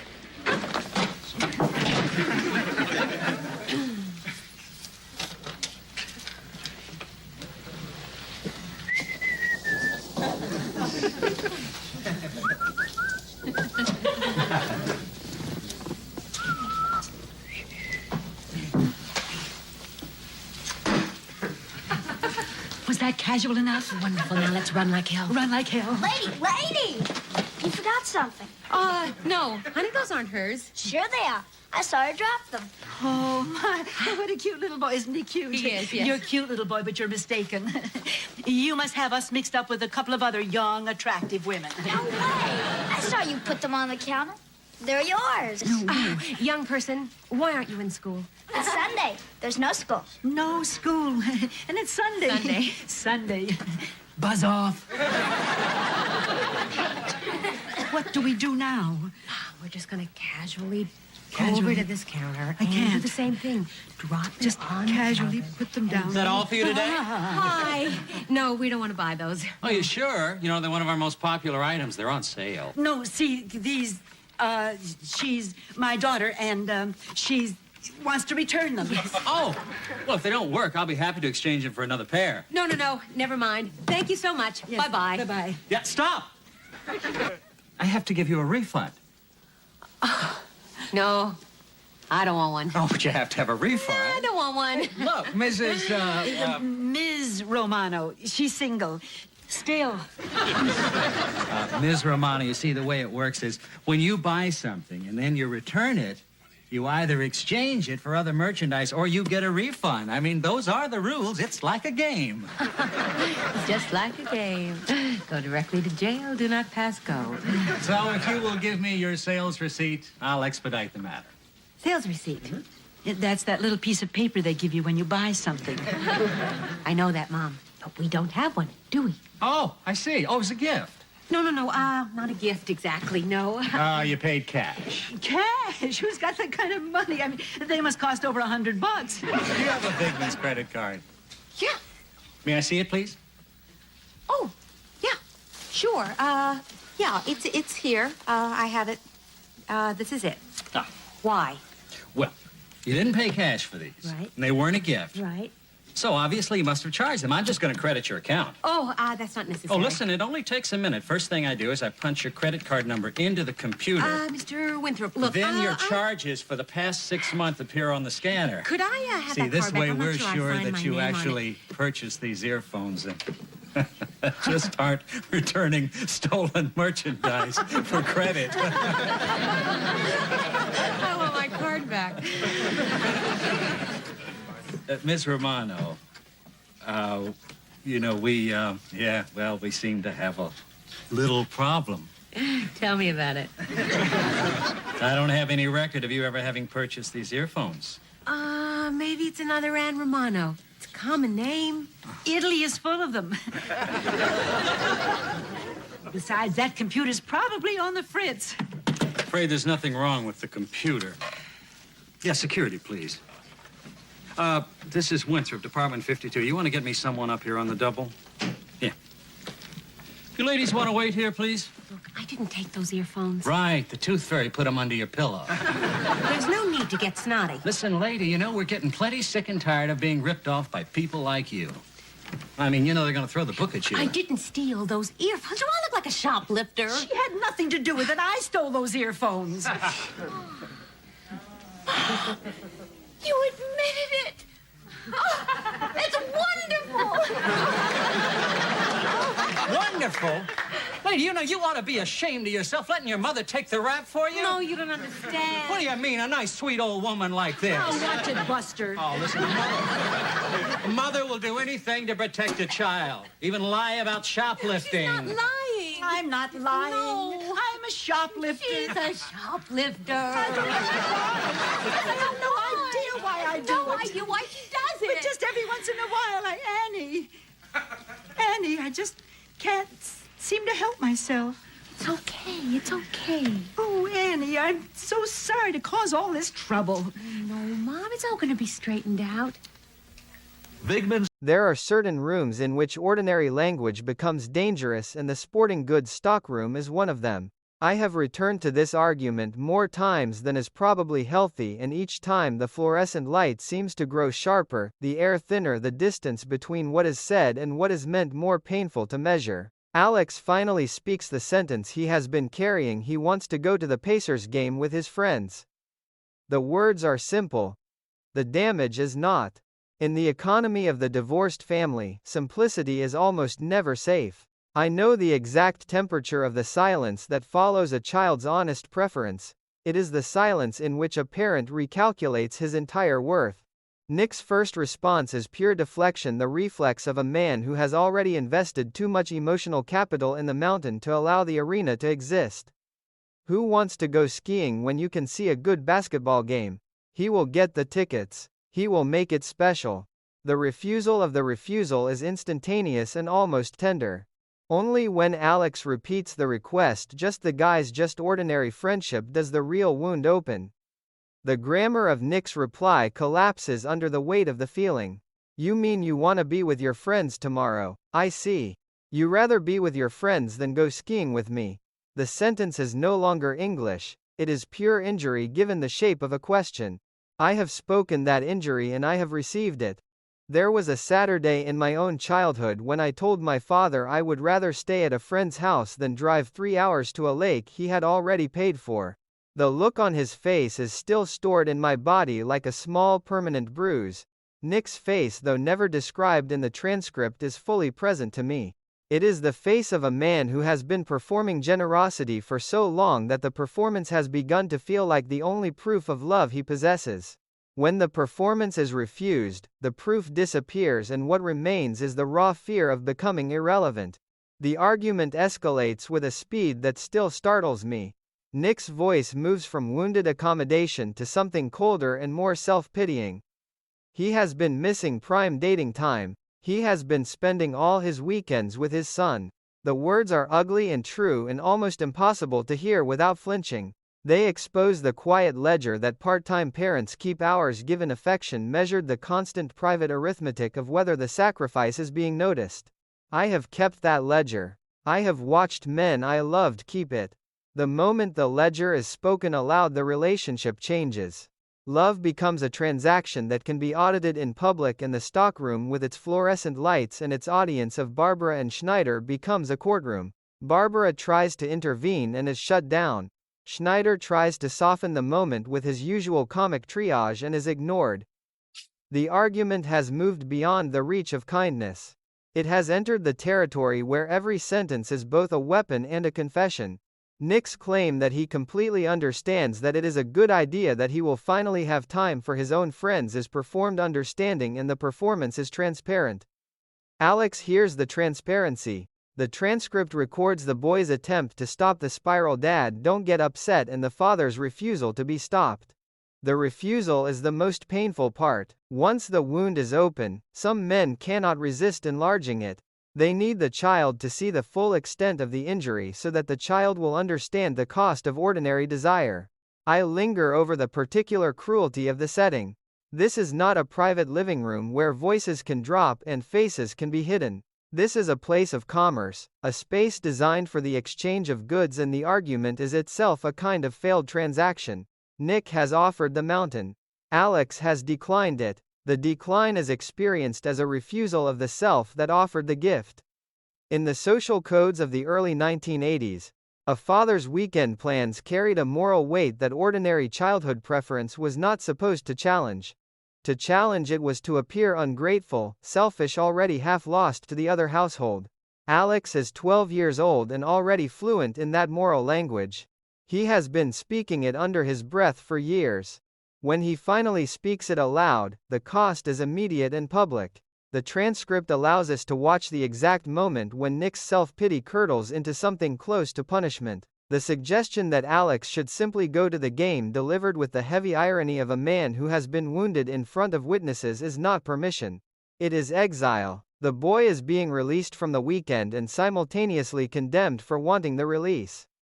I have heard that tone. I have used it. It is the tone that says, fine, leave, but understand what you are leaving behind.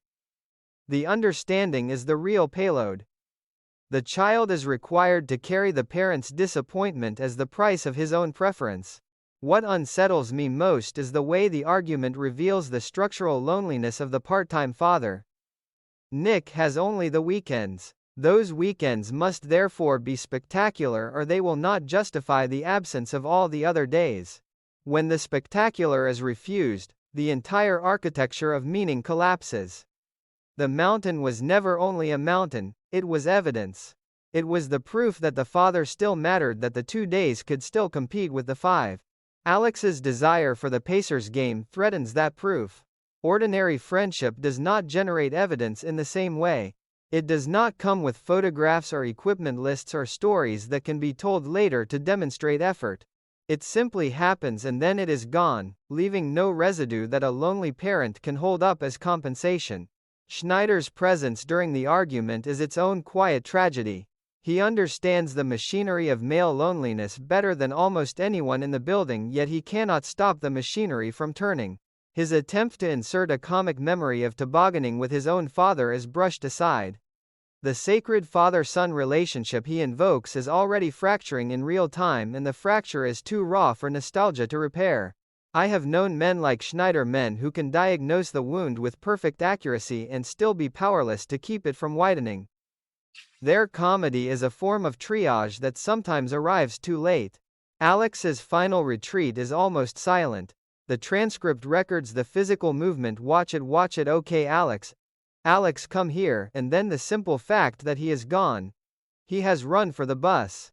He has left the stock room and the fluorescent light and the public ledger of his father's feelings. The running is both escape and statement. A 12-year-old boy has decided that the cost of staying has become higher than the cost of leaving. I know that calculation. I have made it in rooms that smelled of new plastic and old disappointment. The body decides before the mind can fully articulate the decision. The feet move, the door is reached. The argument is left behind, still vibrating in the air like a struck string. What remains in the stockroom is the aftermath of words that cannot be taken back. Nick's claim that he has been missing prime dating time, that the weekends with his son have been a form of sacrifice, will live in Alex's body long after the specific weekend has been forgotten. Children do not forget the moments when they are told, however indirectly, that their presence is a burden.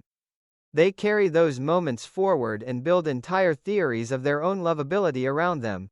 I have built such theories. I have watched other people build them. The theories are rarely accurate, but they are durable. They outlast the apologies that eventually follow. The social codes of the period make the argument even more charged. In the early 1980s, divorced fathers were still navigating a culture that had few scripts for their particular loneliness. The scripts that existed tended to emphasize either heroic single parenting or comic incompetence. Nick is attempting something more difficult: the performance of emotional availability through the language of acquisition and planning. When that performance fails, he has no alternative language ready. What comes out instead is the raw accounting of time given and affection insufficiently returned. The accounting is humiliating for everyone present. It turns the private fear of irrelevance into public speech, and public speech in a stockroom cannot be softened later by context or tone. I keep returning to the small physical details the transcript only implies. The way Alex's shoulders must have tightened when the dating time remark landed. The way Nick's hands, so recently occupied with bindings and boots, must have become suddenly useless. The way Barbara's face, trained by years of watching adults wound each other, must have gone carefully blank. These details are not recorded yet, they are fully present to me because I have lived inside similar silences. The body keeps the score even when the dialogue moves on. The stockroom, with its racks of equipment designed to protect the body from weather and impact, becomes the site of an emotional impact that no equipment can soften. The argument ends without resolution because some arguments are not meant to resolve, they are meant to reveal. What is revealed here is the exact shape of a father's fear and the exact cost of a child's ordinary desire. The mountain has been refused. The arena has been claimed, and in the space between those two Saturdays, a relationship has been forced to confront the limits of what gifts and plans and performed enthusiasm can accomplish. I carry that confrontation with me the way I still carry the memory of certain sentences that changed the temperature of a room forever. The words were spoken. They cannot be taken back. The only remaining question is what kind of silence will be built around them in the hours and years that follow. There is a particular quality to the silence that follows a child's sudden absence, and the transcript drops me into that silence with a force that still rearranges the air in the room where I sit. Alex has run. The stockroom argument is over. The bus has been caught. The fluorescent lights continue to hum above the abandoned bindings and the rejected weekend, but the boy is no longer under them. What remains is the slow, sick expansion of a father's knowledge that the last words spoken were the wrong ones. I know that expansion from the inside. There was a night in my own adolescence when I left a house in the middle of an argument and walked until the streetlights ended. The walking was not dramatic. It was simply the body's refusal to remain inside a conversation that had become unendurable. Alex's flight carries the same ordinary desperation. He is 12 years old. He has been told in front of witnesses that his presence has been costing his father prime dating time. The information is too large for the space it has been given. So the body removes itself. The night receives him. Nick's spiral begins almost immediately, and the transcript records it with a precision that still makes my stomach tighten. First comes the stunned inventory of what has just happened. He said stupid things. He got angry. He was awful. The admissions arrive one after another, like small necessary wounds he is inflicting on himself in the hope that self-punishment might somehow reverse the flight. I have watched men perform this inventory. I have performed it. The hope is always the same. If I can name every failure precisely enough, the naming itself will become a form of repair. It never does. The naming only clarifies the size of the damage. The phone call to Phyllis is pure dread given the shape of adult responsibility. Nick's voice as the transcript renders it is already bracing for the grade he knows he will receive. A C- for the weekend. The language of report cards applied to fatherhood is both comic and devastating. In the early 1980s, divorced parents still spoke to each other across a residual battlefield of evaluations. Every weekend was a performance that would be scored. Nick knows the score in advance.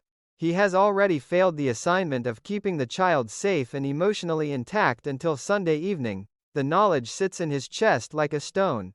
What moves me most is the way the spiral immediately seeks company. Nick cannot metabolize the guilt alone. He turns to Anne, to Schneider, to anyone who will stand still long enough to receive the confession. The confessions are repetitive, almost ritualistic. I said some stupid things. I was really awful. The repetition is not for the listeners. It is for the speaker. Each restatement is an attempt to make the fact smaller by making it familiar. I recognize the ritual. I have spoken the same sentences into different telephones on different nights, hoping that the 100th repetition might finally drain the words of their power. It never does. The words only become more exact. Schneider's response is a masterpiece of comic triage that fails in the most human way. He offers the long, looping story of children who run away for hours, for days, for months, for never. The story is meant to normalize the absence, to place Alex's flight inside a larger, almost folkloric pattern of boys who need time to cool off. Yet the very length of the story reveals its anxiety. Schneider is talking to keep the silence from growing. He is filling the air with precedent so that the present moment will not feel unprecedented. I have known men who use stories this way. Their narratives are life rafts thrown toward people who are already underwater. Sometimes the raft reaches. Sometimes it only measures the distance. The moment when Anne learns that Alex never arrived home is the moment the spiral becomes collective. The transcript records her shock in the fractured syntax of someone whose face is still covered in the residue of a facial, the ordinary domestic interruption colliding with sudden fear. The image is perfect and terrible, a woman with cucumber or cream still on her skin being told that a child is missing. The domestic and the catastrophic occupy the same frame, the way they always do in real life.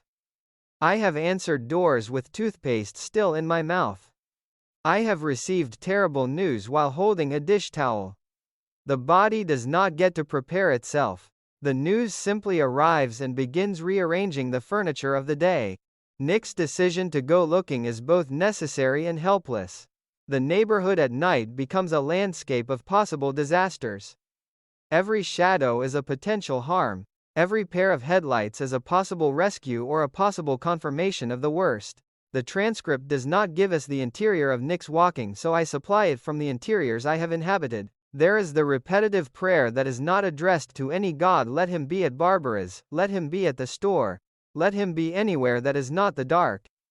There is the private rehearsal of the apology that will have to be spoken if the boy is found safe. There is the colder rehearsal of the sentences that will have to be spoken if he is not.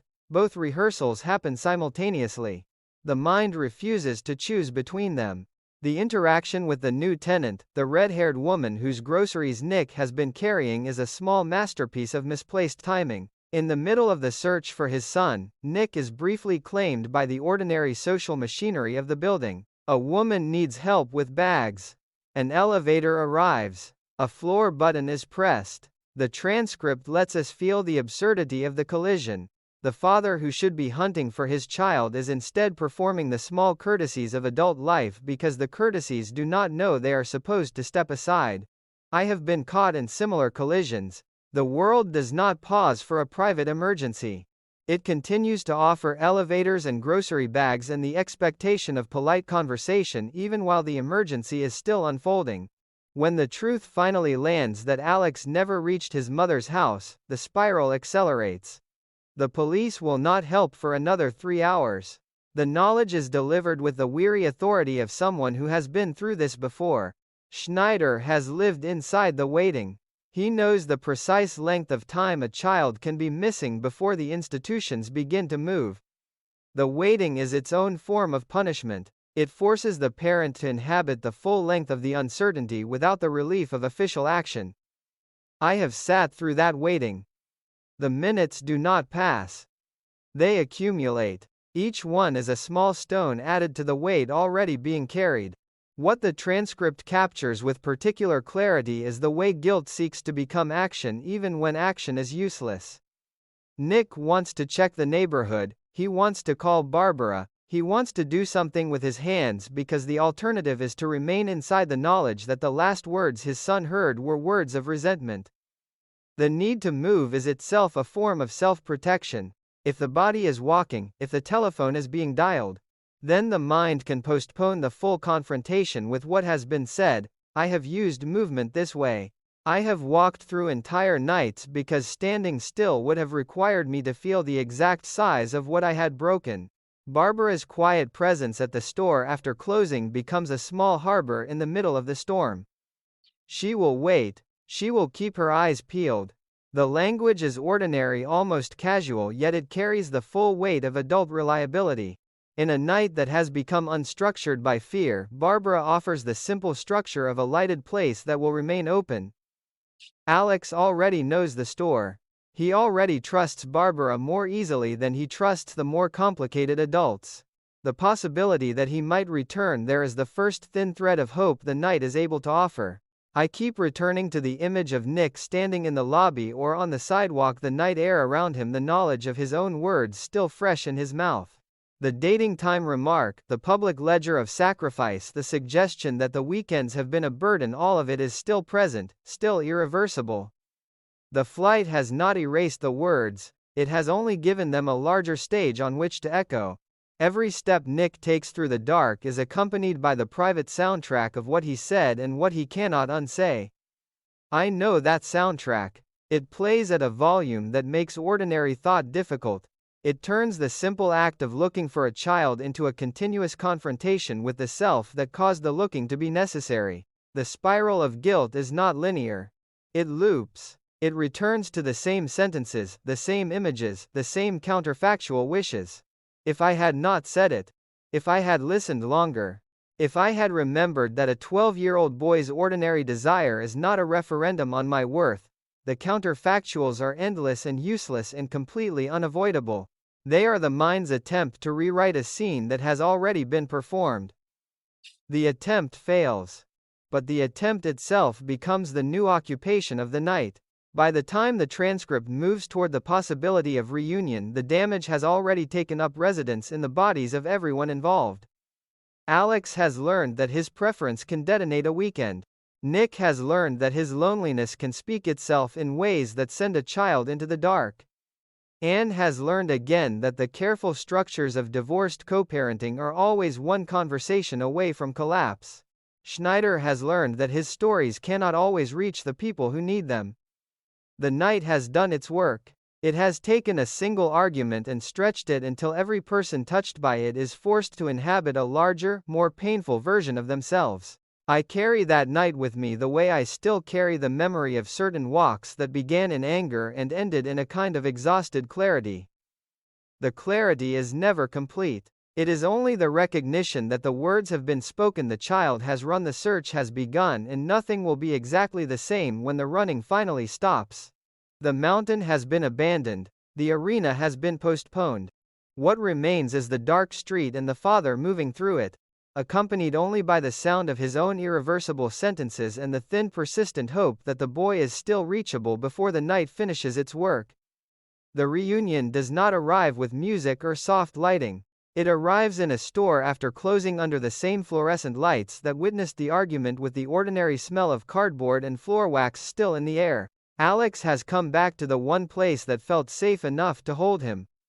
Barbara is there, practical and unsurprised, already moving into the role of quiet intermediary. The transcript records the small, almost awkward choreography of the moment, the boy's fear that he will be killed, Barbara's dry assurance that she has not decided yet, the decision to leave the two of them alone. There is no ceremony. There is only the necessary privacy in which something true might finally be spoken. I have waited for conversations like this one. I have sat in rooms that smelled of similar institutional cleanliness and felt the same tightening in the chest that says the next 10 minutes will either repair something or break it further. Nick enters the space already carrying the full weight of the night. He has walked the neighborhood, he has made the calls, he has inhabited every possible disaster. When he finally sees the boy, the relief is so large it almost has no language. What comes out instead is the smaller, more manageable language of scolding. It is dark outside. It is not safe. You scared me. You scared your mother. The scolding is love wearing the only face it can manage in the first moment of recovery. I know that face. I have worn it. I have received it. It is the face that says I am still too frightened to be gentle. The threat of the next gift being applied to the seat of the problem is pure parental theater, and Alex recognizes it as such. The small smile that follows is the first sign that the temperature in the room has begun to change. When he asks if he is off the hook, the question is only partly a joke. He needs to know the size of the remaining anger before he can risk the larger honesty. Nick's answer is to invite him to sit down. The invitation is the real beginning. Everything that came before the running, the searching the public wound, has been preparation for this ordinary act of sitting in a quiet store and attempting to speak without the protection of gifts or plans or performed enthusiasm. What follows is one of the most carefully observed conversations the series ever allowed itself. Nick admits the hurt. He admits the lost temper. He admits that the dating time remark was never meant the way it landed. The admissions are not polished. They arrive with the awkwardness of a man who is still learning the language of emotional accountability. In the early 1980s, fathers of Nick's generation had few public models for this kind of speech. The models that existed tended toward either stoic silence or explosive confession. Nick is attempting something more difficult, the middle path of ordinary imperfect honesty. I have attempted that path. I have watched other men attempt it. The attempt itself is often more moving than the fluency that eventually follows. Alex's response is the deeper revelation. Being with you has been weird since the divorce. The sentence is simple and devastating. It names the central problem that all the ski trips and t-shirts and Swiss songbooks have been trying to solve without ever naming. The relationship has felt forced. The love has felt like compensation. The gifts have felt like evidence being entered into a private trial. Alex does not accuse. He simply describes the weather inside the weekends. The description is more powerful than any accusation could have been. I have spoken versions of that sentence. I have heard them. They land with the particular force of a truth that has been lived in the body long before it found language. Nick's answer is pure unguarded confession. He feels guilty. He feels he has shortchanged the boy. He does not know how to make up for it. The language of debt and repayment is still present, but it is beginning to crack. For the first time, he is able to say that the gifts were never only gifts. They were attempts to balance an invisible ledger. The admission is painful to witness because it is so clearly true. I have kept such ledgers. I have watched fathers keep them with a desperation that made ordinary affection almost impossible. The moment the ledger is acknowledged, the possibility of a different kind of relationship becomes thinkable. Alex's reply is the quiet correction the entire episode has been moving toward. You do not have to make up for it. I just want to spend time with you. The sentence dismantles the entire architecture of compensation.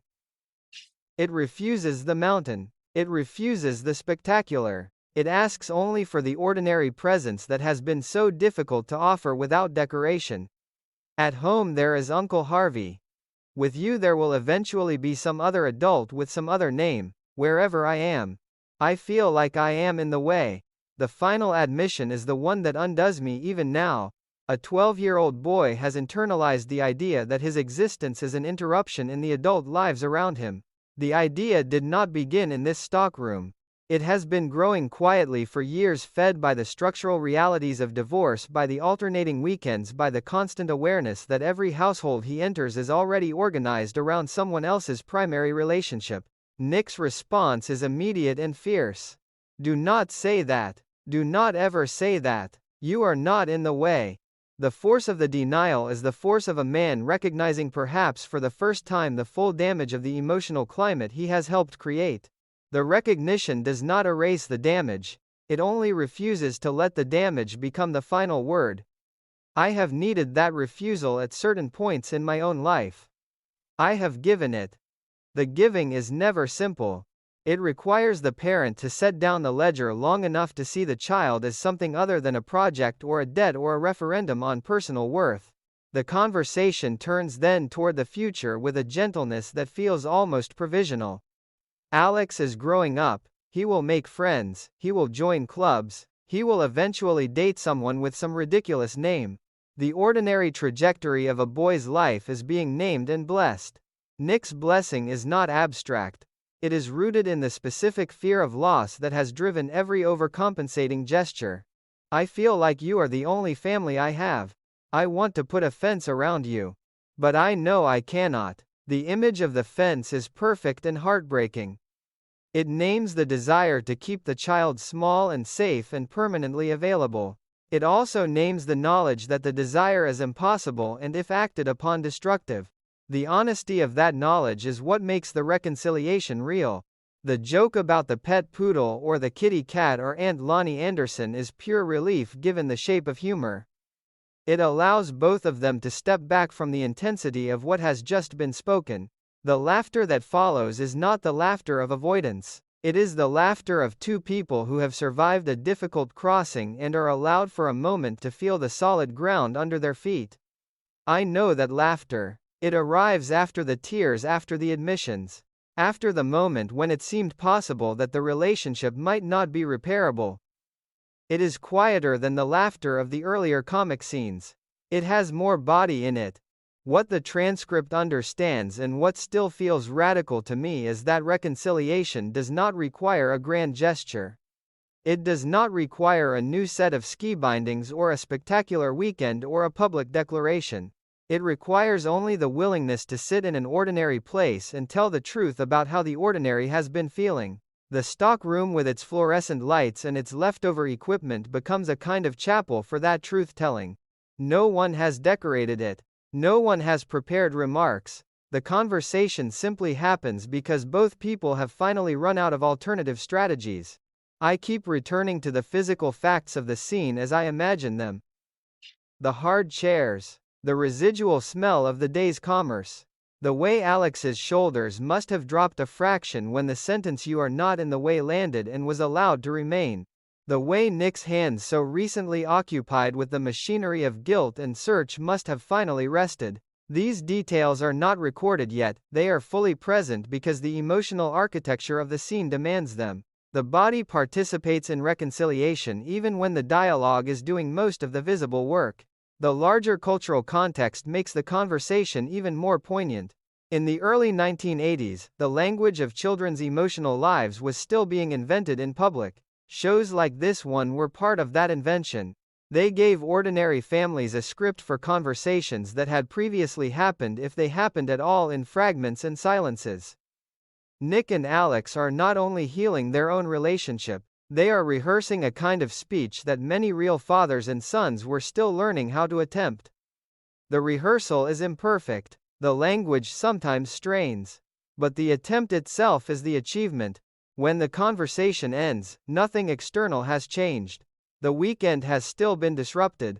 The mountain has still been abandoned. The dating time remark has still been spoken and cannot be unsaid. What has changed is the interior weather. Alex has been told in language clear enough to carry forward that his existence is not an interruption. Nick has been allowed to set down, at least for a moment, the exhausting project of proving his love through equipment and itinerary. The ordinary desire for time spent without spectacle has been given a seat at the table. I carry this scene with me the way I carry certain conversations that happened in my own life long after the specific words had faded. The feeling that remains is not triumph. It is the quieter sensation of something that had been braced finally being allowed to rest. The fence has been named and refused. The ledger has been acknowledged and provisionally closed. The boy and the father have looked at each other without the mediation of gifts or plans or public performance. What they have seen is not perfect. It is only real. In the particular emotional climate of this series, reality is the closest thing to grace the characters are ever offered. The fluorescent lights continue to hum. The store will open again in the morning. The larger structures of divorce and alternating weekends and adult loneliness will still be waiting. But for this one stretch of time in this one undecorated room, a father and a son have managed to speak without the armor they have both been wearing. The speaking does not solve everything. It only makes the next difficult conversation more possible. That possibility is what I keep returning to. Years after the specific episode has ended. It is the possibility that ordinary honesty offered without spectacle might still be enough to keep two people from losing each other in the dark. The tool belt should not have been there. That is the first fact the transcript forces me to sit with, and it is a fact that still rearranges the air in any room where I remember it. Schneider never leaves his tools behind. The belt is part of his body, part of the costume of competence he has worn for years in the hallways of this building. To find it lying beside Barbara's bed is to encounter a small domestic earthquake. Something in the established order has slipped. The man who repairs everyone else's life has for once forgotten to collect the instruments of his own usefulness. I know the particular shock of discovering an object out of place in a space that has always been carefully maintained. There was a winter when I found a pair of work gloves on the kitchen table of a man who never allowed disorder to remain visible. The gloves were ordinary, slightly stained, still holding the shape of his hands. Their presence on the table said more about the state of his interior life than any conversation we later managed. Schneider's tool belt carries the same quiet announcement. He has been inside Barbara's bedroom for reasons that began as repair, and somehow continued past the moment when repair was finished. The frame of the bed has not even been tightened. The job is incomplete. The belt has been left behind like a signature he did not mean to leave. Anne's reaction is immediate and layered. The transcript records the small domestic comedy of the ironing, the scorched shirts, the negotiation over who will attend the meeting, but underneath the comedy sits a sharper attention. Schneider has been acting weird. He answered a simple greeting with the cryptic phrase, "Little do you know." The phrase is pure Schneider, melodramatic, self-important, slightly absurd, and yet it lands differently now that the tool belt has appeared. Something is being withheld. In a building where privacy is already a negotiated fiction, the withholding feels like a change in weather. Barbara's decision to return the belt is both practical and investigative. She is not simply performing a courtesy. She is testing the air in Schneider's apartment the way one tests a room for smoke. The transcript lets us walk with her into that apartment and meet Jeannie Foster for the first time. The introduction is pure sitcom mechanics: Schneider in the bathroom, the young woman offering bubble bath and easy conversation, and yet, the emotional payload is heavier than the mechanics can quite contain. Jeannie is 22, she has been with Schneider for 5 crazy off-the-wall days. The speed is itself a kind of information. Schneider, the man who has spent years performing the role of the building's slightly ridiculous ladies' man, has fallen into something that does not look like his usual performance. I have watched men of Schneider's age and temperament make this particular leap. The leap is often less about the specific young woman and more about the sudden possibility of being seen without the armor of jokes and tool belts and practiced charm. Jeannie does not know the long history of Schneider's loneliness. She does not know the years of unrequited performances directed at Anne, the careful maintenance of a persona that has always been slightly too large for the rooms it occupied. She meets him as he is in the present tense, and the present tense for once seems to be enough. Barbara's private reaction is the one that feels most familiar to me. The transcript records the rapid private inventory: she is my age, she is almost a teenager, Uncle Schneider is giving her a bubble bath. The comedy is protective. It allows Barbara to metabolize the shock without having to name the deeper unease. Age difference in the early 1980s carried a different public weight than it does now. Yet even then the eyes, in a building like this one, would have done the arithmetic automatically. Schneider has always been older than the romantic leads. His attractiveness was supposed to be theoretical comic, safely contained by the knowledge that Anne would never take him seriously. Jeannie collapses that containment. She is not theoretical. She is present, young and apparently willing. Schneider's defense of the relationship is a master class in the particular rhetoric of midlife desire. Age is only a number. A man is naturally younger than a woman. She has tasted the vagaries of life's experiences. The language is pure Schneider ornate, slightly ridiculous, reaching for a sophistication he has never quite possessed, and yet underneath the ornament sits a real vulnerability. He is asking not to be reduced to the arithmetic of years. He is asking to be allowed the dignity of his own feeling. I have heard men make this request in different registers. Sometimes the request is self-serving. Sometimes it is the first honest sentence they have spoken about their own loneliness in years. With Schneider, both possibilities exist at once. The story of how they met, the stalled car on Interstate 70, the tow, the conversation, the beers, the decision to keep hanging out is offered as evidence of organic connection rather than predation or midlife crisis. Schneider insists he was not even on the make. The insistence is important. It is the sound of a man trying to protect the relationship from the interpretation he knows the building will supply. Good Samaritans do not fool around. That is why they are almost extinct. The joke is pure Schneider, and it lands with the particular sadness of someone who has spent years being the comic relief and is now asking quietly to be taken seriously in a new register. What the transcript captures with unexpected tenderness is the quality of Schneider's feeling when he describes simply wanting to be with her. Not for sex, not for conquest, not for the performance of still being desirable, but for the ordinary sake of presence. The admission is almost shy. It sits inside his usual verbal excess like a small unprotected thing. I have known men who reached this admission only after years of performing a more aggressive version of desire. The performance had been a way of never having to risk the quieter wanting. Schneider has risked it. The risk is what makes the tool belt left behind so eloquent. He was not only repairing a bed frame, he was inhabiting a domestic space without the usual armor of completed work and collected tools. Barbara's decision to withhold judgment is complicated and admirable. She tells him it is his business. She accepts the introduction. She even participates in the small social ritual of meeting Jeannie properly when Alex arrives and mistakes her for a daughter or a niece. The mistake is pure childhood logic, and it lands with the force of an unintended verdict. Schneider does not have a daughter. He has a lover who is young enough to be mistaken for one. The correction is delivered gently, but the arithmetic remains in the room like a third presence. I keep returning to the physical fact of the tool belt itself. It is heavy. It carries the weight of years of small repairs, performed for people who needed them. To leave it behind is to set down, however briefly, the identity of the man who fixes things. In the presence of Jeannie, Schneider has allowed himself to be someone who is being fixed, or at least someone who is being seen without the constant requirement to be useful. The shift is enormous. It explains the cryptic "little do you know" in the hallway.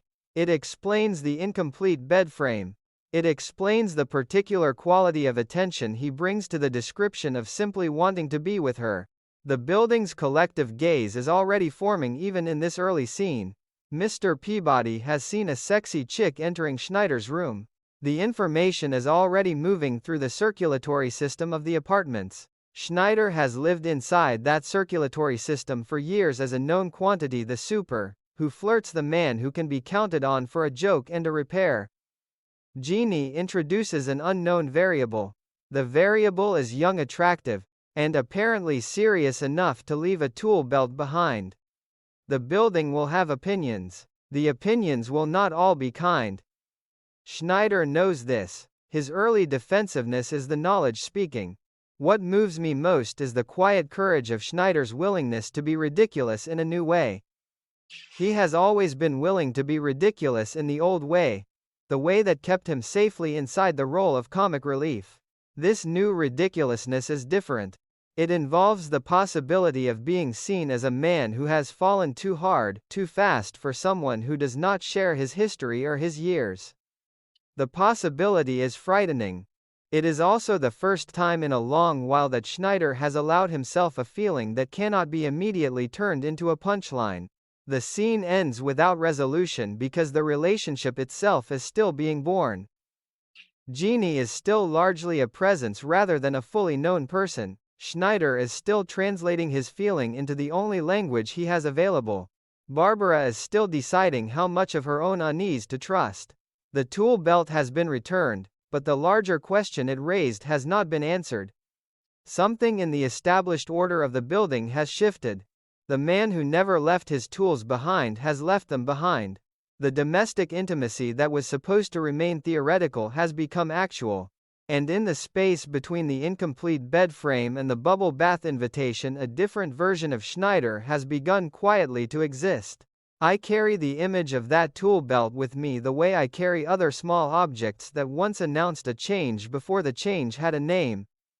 The weight of it, the way it did not belong beside Barbara's bed, the way its presence forced everyone who saw it to recalculate what they thought they knew about the man who wore it. Schneider has spent years being useful. For a few days with Jeannie, he has allowed himself to be simply present. The allowance is fragile. The building's eyes are already gathering. But for this one stretch of the transcript, the tool belt lies where it should not be, and in its displacement I recognize the particular courage of a man who has finally set down the instruments of his own competence long enough to discover what else might be possible. 22 is not merely a number in this building. It is a verdict waiting to be spoken. The transcript forces me to sit with that verdict long before any character fully articulates it, and the sitting is uncomfortable in a way that still feels necessary. Jeannie Foster arrives with the particular brightness of someone who has not yet learned to camouflage her youth. She offers bubble bath. She speaks of lilac. She inhabits Schneider's apartment with an ease that the long-term residents cannot quite match. The ease is what makes the arithmetic of years impossible to ignore. I have watched age differences land in rooms like this one. The landing is rarely neutral. It rearranges the air. People begin to perform rapid private calculations: how many years separate them, what those years contain, whether the attraction is mutual or extractive, whether the older person looks newly alive or newly foolish. Schneider has spent years as a known quantity, the super who flirts safely, whose romantic ambitions were always directed at Anne and therefore always contained by her refusal. Jeannie removes the container. She is not a fantasy deferred. She is present, young and apparently willing to stay. The building's collective gaze forms almost immediately. Mr. Peabody has already seen the sexy chick entering Schneider's room. The information moves through the hallways, the way all information moves in buildings like this one, by a combination of direct observation, strategic gossip, and the particular hunger for novelty that ordinary lives sometimes develop. Barbara's private reaction is the most honest record the transcript gives us. The rapid inventory: she is my age. She is almost a teenager. Uncle Schneider is giving her a bubble bath as comedy, as self-protection. The comedy allows the unease to be spoken without having to be fully owned. I recognize the maneuver. I have used it. When a situation threatens to reveal something about desire or loneliness or the passage of time, humor becomes the first available shield. Schneider's defense of the relationship is elaborate and slightly desperate. Age is judged by the clock in the heart rather than the calendar on the wall. A man is naturally younger than a woman. She has tasted the vagaries of life's experiences. The language is pure Schneider, ornate, reaching for a sophistication he has never quite possessed, and yet the reaching itself is revealing. He knows how the arithmetic looks. He is asking the building, and Barbara in particular, to set the arithmetic aside long enough to see the feeling underneath. The request is not trivial. In the early 1980s, the culture had fewer public scripts for midlife relationships that crossed significant age lines without collapsing into predation or punchline. Schneider is improvising a script in real time, and the improvisation is awkward because the feeling is real. What the transcript captures with unexpected precision is the quality of Jeannie's presence before she has been fully explained. She is a photographer. She works freelance. She travels. She speaks of crisscrossing the country 4 or 5 times in the coming year. The details accumulate into a portrait of someone who is still assembling a life rather than maintaining one. Schneider, by contrast, is deeply installed. He has the building, the tools, the long history with Anne and the girls. The carefully maintained persona of the man who is always available for a repair and a joke. The contrast is part of the attraction. It is also part of the danger. Jeannie does not need Schneider to complete a life that is already underway. Schneider perhaps needs Jeannie to interrupt the life that has become too fixed. I keep returning to the moment when Alex mistakes her for a daughter or a niece. The mistake is pure childhood logic and it lands with the force of an unintended public judgment. Schneider's correction is gentle but the arithmetic remains in the room. The boy has spoken what the adults are still negotiating how to say. In the social codes of the period, a man of Schneider's age with a woman of Jeannie's age was required to supply an explanation. The explanation could be comic paternal, temporary or predatory. It could not simply be left as mutual desire without further comment. Schneider attempts the mutual desire explanation and discovers how much resistance it meets even inside his own mouth. The collective gaze of the building is not merely judgmental, it is also protective in its way. These people have known Schneider for years. They have watched him perform a version of romantic hunger that was always safely unfulfilled. The performance kept him inside the category of comic relief. Jeannie threatens to move him into a different category, the category of a man who might actually be chosen, who might actually be vulnerable to loss. The threat is destabilizing. If Schneider can be seriously loved by someone young and free, then the long-running joke of his unrequited attachment to Anne loses some of its structural necessity. The building has relied on that joke. Jokes in places like this are load-bearing. Barbara's decision to withhold final judgment is complicated and to me deeply moving. She tells Schneider it is his business. She accepts the introduction. She participates in the social ritual of meeting Jeannie properly. Yet the transcript also records the private residue of her unease. The residue is not simple disapproval. It is the more difficult recognition that Schneider's loneliness has always been visible to her, and that this relationship might be either a genuine interruption of that loneliness or another performance of it. She cannot yet tell which. The inability to tell is its own form of care. Jeannie's own voice in these early scenes is still largely filtered through Schneider's description and the building's reaction. She is charming. She is game. She speaks of open relationships and no strings with the particular confidence of someone who has not yet tested those principles against real attachment. The confidence is attractive. It is also from the perspective of anyone who has lived longer, slightly fragile. Schneider hears the confidence and chooses to believe it can include him without complication. The belief is hopeful. It is also the first sign of the trouble that will come later. I think of the particular cultural moment in which this relationship is trying to exist. The early 1980s still carried the residual language of the sexual revolution, the idea that desire could be disentangled from permanence, that age was less important than energy, that men and women could meet as free agents, without the old scripts of protection or possession. Jeannie speaks that language fluently. Schneider is attempting to learn it. The learning is uneven. He wants the freedom she represents, and he also wants the ordinary continuity of presence that freedom sometimes refuses. The contradiction is not yet visible to him. It is already visible to anyone who has watched him carefully over the years. The tool belt left behind was the first announcement. Jeannie's presence is the second. Together they force the building to confront a version of Schneider that does not fit the existing categories. He is not simply the super. He is not simply the comic figure whose romantic ambitions were always safely thwarted. He is a man who has for 5 days been willing to be seen without the full armor of his persona. The willingness is what makes the age difference feel charged rather than merely numerical.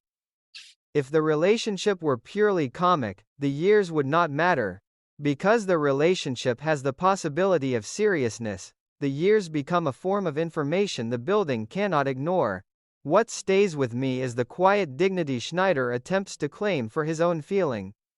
He does not pretend the arithmetic is irrelevant. He asks that the arithmetic not be the only measurement. The request is modest and radical at the same time. In a culture that often reduced midlife desire to either punchline or pathology, the simple insistence on mutual presence was already a form of resistance. Schneider is not a theorist of that resistance. He is simply a man who has found, for the first time in a long while, a reason to leave his tools behind. The reason is 22 years old, bright, temporary, and already rewriting the air in the hallways. I carry the image of Jeannie in that apartment, the way I carry other brief, bright interruptions I have witnessed in the lives of lonely people. The interruption does not have to last in order to matter. Sometimes the interruption is the first evidence that the loneliness was not inevitable, only habitual. Schneider has lived inside the habit for years. Jeannie makes the habit visible by interrupting it. The building watches, calculates jokes, and underneath the jokes, wonders what it would mean if the interruption turned out to be real. The wondering is the beginning of a different kind of attention. It is the attention that will eventually have to decide whether Schneider is allowed to change or whether the building needs him to remain exactly as he has always been. 22 is a number. It is also a mirror. In it, Schneider is forced to see both the years he has lived and the years he has not yet claimed. The building looks into the same mirror and sees its own assumptions about who is allowed to want what and at what stage of life the wanting is supposed to quiet down.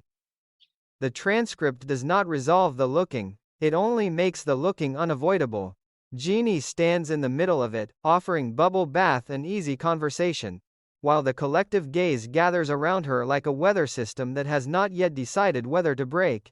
The phrase "no strings" arrives in the transcript like a small bright object that both people agree to hold, and for a while the holding seems possible. Schneider repeats it.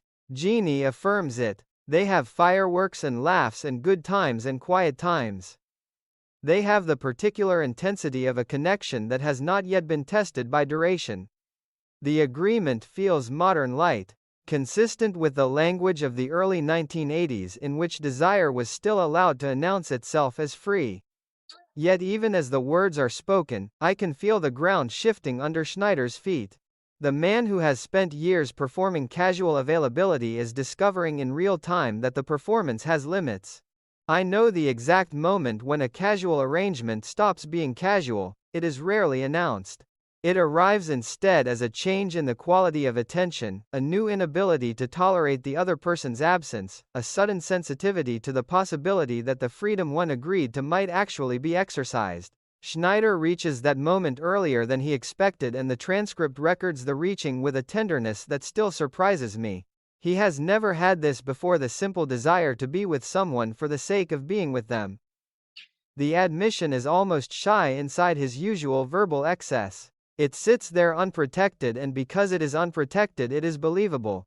Jeannie's suggestion that she might move in is offered with the same light confidence that characterizes her entire presence. No strings, she reminds him. The best of it is the absence of permanence. Schneider's response is pure overload. He cannot believe the closeness. He reaches for metaphors involving photo lenses and spy satellites. The comedy is defensive. It allows him to metabolize the offer without having to admit how much he wants to accept it. I have watched men use comedy this way. The jokes become a way of buying time while the interior recalculates what it is actually willing to risk. The domestic details that follow are where the real information lives. The eggplant and brown rice casserole with sunflower seeds in a soybean base. The absence of meat. The absence of potatoes. The desiccated liver sprinkled over salad like a punchline that does not quite land. Schneider's reaction is pure visceral refusal. Bunny food. The healthiest animals are vegetarians, monkeys, and chimps. The exchange is comic on the surface. Yet underneath it sits the first clear evidence of incompatibility that cannot be charmingly resolved. Jeannie's world includes a relationship to the body and to food that Schneider has never inhabited. His world includes a relationship to appetite that she finds primitive and briefly attractive. The attraction will not be enough to bridge the difference once the novelty thins. I keep returning to the fishing trip sequence because it contains the entire contradiction in miniature. Schneider is leaving at 3:30 in the morning to fish with the guys. Jeannie does not mind. She encourages it. Young people today have the right idea. Open relationship, no big deal. Schneider hears the encouragement as evidence that he has finally found a woman who will not try to change his life. The hearing is selective. What he does not yet hear is the implication that she will also refuse to let her own life be changed by him. The symmetry of freedom is appealing when one is the person leaving. It becomes more complicated when one is the person who might be left. The cabbage juice detail is pure Schneider and pure pathos. He drinks it because he believes it helps. She reports the fact with the slightly amused detachment of someone who is still collecting information about a lover rather than sharing a life. The transcript allows Barbara to ask the question that the building is already forming: what is it like being with a man like Schneider? Jeannie's answer is carefully nonspecific. Wonderful. Like it would be with a guy her own age. The comparison is meant to be reassuring. It lands instead as a small reminder that the age difference remains present even when it is being politely ignored. I have heard similar reassurances in other contexts. They rarely reassure. They only underline the gap they are trying to close. What the scene understands with particular clarity is the way Schneider's persona begins to crack under the pressure of real attachment. He has always performed a version of worldly experience, sailed all over the world, done everything there is to be done. When Jeannie produces the joint, the performance escalates into farce. Dandelions. The way it is done in Siam. The black and white caftan. The sudden arrival of Barbara and the panicked attempt to hide the evidence. The comedy is broad, yet the desperation underneath it is specific. Schneider is trying to keep up with a younger woman's ease around pleasure and risk. The trying is visible. The visibility is what makes the sequence painful as well as funny. I have known men who discovered their own limits only after they had already agreed to have none. The discovery is rarely elegant. It arrives as jealousy, as sudden need, as the inability to tolerate the very freedom that was supposed to be the relationship's highest value. Schneider is moving toward that discovery, though he does not yet have the language for it. He still believes that the open arrangement is a sign of compatibility rather than a structural problem. He still believes that his willingness to leave at 3:30 in the morning is matched by a corresponding willingness in her to remain available when he returns. The belief is hopeful. It is also the beginning of the end of the casual phase. The transcript records the precise quality of Schneider's attention when he describes simply wanting to be with her. The description is different from his usual romantic rhetoric. There is less ornament, less performance, more ordinary hunger. For the first time in a long while, the hunger is not being immediately converted into a joke or a conquest narrative. It is being allowed to exist as itself. The allowance is what makes the relationship feel briefly like a genuine interruption of his loneliness rather than another chapter in it. I recognize the interruption. I have watched it happen to people who had stopped believing it was still possible. The interruption does not have to last in order to rearrange the interior furniture. Sometimes the simple evidence that one can still want something this purely is enough to change the temperature of a life. Jeannie's confidence in the no-strings arrangement is not cynical. It is the confidence of someone whose experience of attachment has not yet included the kind of need that rewrites the terms. She likes Schneider. She likes the way he takes care of her. She likes the fireworks and the quiet times. She also likes the knowledge that she can leave for Montana or decide to go with Brad without the decision destroying either of them. The knowledge is part of what makes the relationship feel safe to her. For Schneider, the same knowledge is beginning to feel like a threat. The asymmetry is not yet spoken. It is already present in the way he watches her, in the way he invents errands and telephone calls when the conversation moves too close to her other possibilities. The domestic experiments continue. The vegetarian meal. The attempted sophistication around drugs. The performance of being the kind of man who can inhabit her world without friction. Each experiment reveals a little more of the friction. Schneider is not a vegetarian. He is not casual about altered states. He is not at bottom a man who experiences freedom as the highest relational value. He is a man who has been lonely for a long time and has finally found a presence that makes the loneliness less automatic. The presence is 22 years old and committed to remaining unowned. The collision between those two facts is the real engine of the scenes that follow. What moves me most is the quiet courage of Schneider's willingness to be changed by the relationship even while he is still claiming that neither of them has to change. He has already changed. The tool belt left behind was evidence. The incomplete repairs were evidence. The particular quality of attention he brings to the simple desire for her presence is evidence. Jeannie has not changed in the same way. She is still the person who can encourage a fishing trip and mean it, who can speak of open relationships without feeling the words as a loss. The difference is not a moral failing, it is a difference in what each of them needed the relationship to interrupt. Schneider needed it to interrupt loneliness. Jeannie needed it to interrupt a series of more complicated, more demanding attachments. The interruptions are not the same size. By the time the transcript moves toward Brad's arrival, the open arrangement has already begun to feel less like a mutual philosophy, and more like a temporary shelter that one of them is already outgrowing. Schneider does not yet know how to name the outgrowing. He only knows that the thought of being without her produces a loneliness that is worse than the loneliness he started with. The knowledge is the end of the casual phase. Even if the language of no strings continues to be spoken for a while longer, I carry that knowledge with me the way I carry other moments when a person I cared about discovered too late or just in time that the freedom they had agreed to was no longer the freedom they wanted. The discovery is rarely clean. It is usually accompanied by the exact mixture of comedy defensiveness and sudden need that Schneider displays here. The mixture is human. It is also the point at which the relationship stops being an interruption and begins to become a mirror. In the mirror, Schneider is forced to see that he is no longer casually available, not because Jeannie has asked him to be otherwise, but because his own feeling has rewritten the terms without consulting the original agreement. Jealousy arrives in Schneider's life, the way weather arrives in a building that has never been properly sealed, suddenly, thoroughly, and with no regard for the stories the inhabitants have told themselves about being above such things.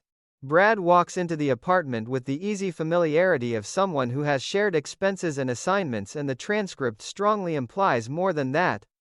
Schneider's response is immediate and physical. The open relationship he has been performing collapses under the simple fact of another man's presence in the space where he has only recently learned to put down his tool belt. I know the exact temperature of that collapse. There was a season in my own life when I watched a man who had spent years claiming to be immune to possession discover in the space of a single evening that the immunity had been a story he told to protect himself from the possibility of loss. The discovery was not philosophical. It was cellular. Schneider's discovery has the same cellular quality. He has been speaking the language of no strings with real conviction. The language does not survive the sight of Brad settling in for the night, the possibility of the sleeping bag, the casual history that Jeannie and Brad carry between them like a shared coat. The transcript records the rapid private inventory Schneider performs with Anne and Barbara. Old friends, high school friends, shared expenses, shared assignments, previous carnal data. The language becomes increasingly ornate as the feeling becomes more primitive.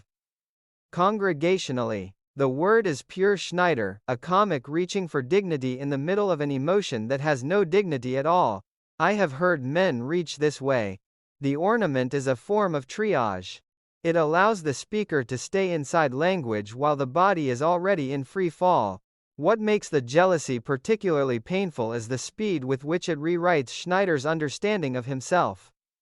He has always performed a version of romantic competence that included the ability to remain light. The performance was part of the persona that kept him safe inside the building's comic economy. Brad's presence exposes the performance as exactly that, a performance. The man who could joke about open relationships and encourage fishing trips is suddenly unable to tolerate the thought of Jeannie and Brad alone in the apartment. The inability is not a moral failure. It is the first honest evidence that the relationship has moved beyond the terms Schneider thought he had accepted. The fake telephone call from the lake is a masterpiece of desperate improvisation. Schneider enlists Anne and Barbara in the production of bird sounds and wind sounds and the elaborate fiction that he is still fishing while he is actually downstairs burning with the need to know what is happening above him. The comedy is broad, almost vaudevillian, and yet the desperation underneath it is specific and human. He needs to hear Jeannie's voice. He needs to invent a game warden and a salad bowl and a limit of 6 big beauties so that he can stay on the line long enough to confirm that Brad is still only brushing his teeth. The inventiveness is pure Schneider. The need is new. I keep returning to the moment when he finally says the words out loud, "I think I am in love with Jeannie." The sentence lands in the room with the force of something that has been avoided for as long as possible. Anne and Barbara have already seen it coming. Their response is not surprise. It is the quieter recognition that the thing they feared has arrived on schedule. Schneider's love is not the light temporary attachment the open arrangement was supposed to protect. It is the heavier kind. The kind that rewrites the future tense. Once the words are spoken, the no-strings philosophy becomes a form of self-deception he can no longer maintain. The conversation that follows about age and maturity is one of the most emotionally precise exchanges the transcript allows. Barbara suggests that Schneider might be too mature for Jeannie. The word mature is a polite placeholder and Schneider hears the placeholder immediately. You mean old. The correction is sharp and necessary. He will not allow the kinder vocabulary to stand. If the problem is age, then the problem should be named as age. The naming is painful, but it is also a form of self-respect. I have watched people demand this kind of precision in moments when the softer language felt like a further erasure. The demand is not always graceful. It is often the only way left to stay visible inside a conversation that is trying to make one disappear. Schneider's defense of the older man as naturally attractive to younger women is pure persona, and the persona is already cracking. He reaches for the cultural script that says experience and confidence and economic stability can outweigh years. The script is not entirely false. It is also not sufficient. Jeannie's generation, Barbara suggests, comes from a different place. The suggestion is gentle and devastating. It names the possibility that the very freedom Schneider has been celebrating is not a mutual philosophy but a structural feature of Jeannie's stage of life. She can afford no strings because her life has not yet accumulated the weight that makes strings feel like safety rather than constraint. Schneider has that weight. He has the building, the years, the long practice of loneliness. The open arrangement was never going to feel the same to both of them. The green-eyed reckoning forces Schneider to confront the limits of the story he has been telling about himself. He is not the man who can sail through temporary connections without residue. He is not the man who experiences jealousy as a comic footnote. He is a man who has finally found a presence that makes the ordinary loneliness of his life feel newly intolerable and who is therefore newly capable of the full humiliating range of possessive feeling. The capability is not a fall from grace. It is the evidence that something real has been allowed to matter. I think of the particular cultural moment in which this jealousy is being performed. The early 1980s still carried the residual idealism of free love and open arrangements, the idea that adults could manage desire without the old structures of ownership. The idealism was genuine for some people. For others it was a way of never having to risk the deeper vulnerability of needing someone. Schneider has spent years in the second category while performing the language of the first. Brad's arrival makes the performance impossible to continue. The green-eyed feeling is the body refusing the ideology. What the transcript captures with unexpected tenderness is the way Schneider's friends respond to the crisis. Anne and Barbara do not mock him, they do not lecture, they participate in the absurd telephone call, they listen to the confession of love. They attempt gently to name the structural problem without destroying the feeling. The care is complicated and real. These women have known Schneider longer than Jeannie has been alive. They have watched him perform a lighter version of desire for years. The heavier version requires a different kind of attention, and they are willing, at least for this stretch of scenes, to give it. The jealousy does not resolve inside this section of the transcript. It only announces itself completely. Schneider now knows that he is in love. He now knows that the open arrangement is no longer a shelter he can inhabit without self-deception. He now knows that the thought of Jeannie with Brad produces a loneliness worse than the one he started with. The knowledge is the end of a certain kind of innocence, the innocence of believing that one can want someone this intensely without also wanting to be chosen exclusively in return. I carry that knowledge with me the way I carry other moments when people I cared about discovered the limits of their own claimed freedom. The discovery is rarely elegant. It is usually accompanied by the exact mixture of comic improvisation, defensive rhetoric, and sudden, undeniable need that Schneider displays here. The mixture is human. It is also the point at which the relationship stops being an experiment and begins to become a reckoning. Brad himself remains largely a catalyst rather than a fully developed presence. He is the necessary other man, the proof that Jeannie's freedom is not theoretical. His ease in the apartment, his history with her, his casual plans for Montana, all of it exists primarily to force Schneider's feeling into the open. The forcing is cruel and necessary. Without it, Schneider might have continued for weeks inside the story that he could want her this much and still remain light. The green-eyed reckoning ends that story. What remains is a man who has finally been forced to admit that he is no longer casually available and who must now discover what kind of relationship is still possible once the admission has been made. The toast is the first clear signal that the terms have already changed. Schneider stands in the middle of the small gathering glass, raised, and delivers a speech that has nothing to do with open arrangements or temporary fireworks. She is the rose garden of his life, the rainbow at the end of his pot, the butterfly in his net. The language is pure Schneider, ornate, slightly ridiculous, reaching for a poetry he has never fully mastered, and yet the feeling underneath it is unmistakable. He is no longer performing lightness, he is attempting to name a permanence he has only recently discovered he wants. The room receives the toast with the complicated warmth of people who understand that they are witnessing a man step past the limits of his own previous story. I have watched men make this particular crossing. The crossing is rarely elegant. It usually arrives after a period of claiming that permanence was the one thing they did not need. Schneider has been claiming it with real conviction. No strings. Young people today have the right idea. The claims were not lies. They were the best language he had for a loneliness that had lasted long enough to make freedom look like the highest value. Jeannie's presence rewrote the hierarchy. Freedom began to feel less like oxygen and more like a draft coming through a door he no longer wanted to leave open. The conversation about Montana is where the rewritten hierarchy becomes impossible to ignore. Brad is going to photograph bighorn sheep. The trip will last 6 weeks. Jeannie is invited. Schneider is invited. Schneider declines for reasons that are practical and also protective. The building depends on him. He cannot simply pack up and leave. The practical reasons are true. The protective ones are truer. He cannot tolerate the thought of Jeannie gone for 6 weeks inside a freedom he once claimed to celebrate. When Jeannie asks what if she wants to go anyway, the question is not hypothetical. It is the first direct test of whether the no-strings arrangement still exists for both of them. Schneider's response is pure panic given the shape of logic. We do things together, like a team, like a twosome, like a couple. The escalation is rapid and revealing. Within a few sentences, he has moved from open relationship to the language of marriage. The move is not calculated.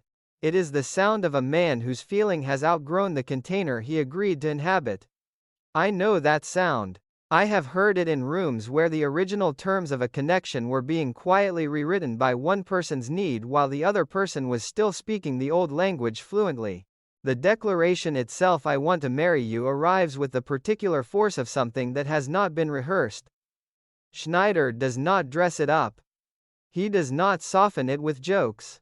He simply places the largest possible claim on the table and waits. The waiting is almost unbearable to witness. In the early 1980s, a man of Schneider's age and social position still carried the residual script that marriage was the natural destination of serious feeling. Jeannie does not carry the same script. Her generation has begun to treat marriage as one option among others and not necessarily the most attractive one. The collision of the two scripts is the real drama of the scene. Jeannie's answer is careful, loving, and final. She loves him. The 5 weeks have been the happiest she has known. But marriage is not the answer for her, not now. The distinction she draws is precise and devastating. If she stays because she cannot bear to leave him, then her feelings for him have become stronger than her feelings for herself. She is not willing to let that happen. The refusal is not a rejection of Schneider. It is a defense of a self that is still being built and that requires for now the freedom to choose without the weight of another person's need rewriting the choice. I have made versions of that defense. I have received them. They are never painless.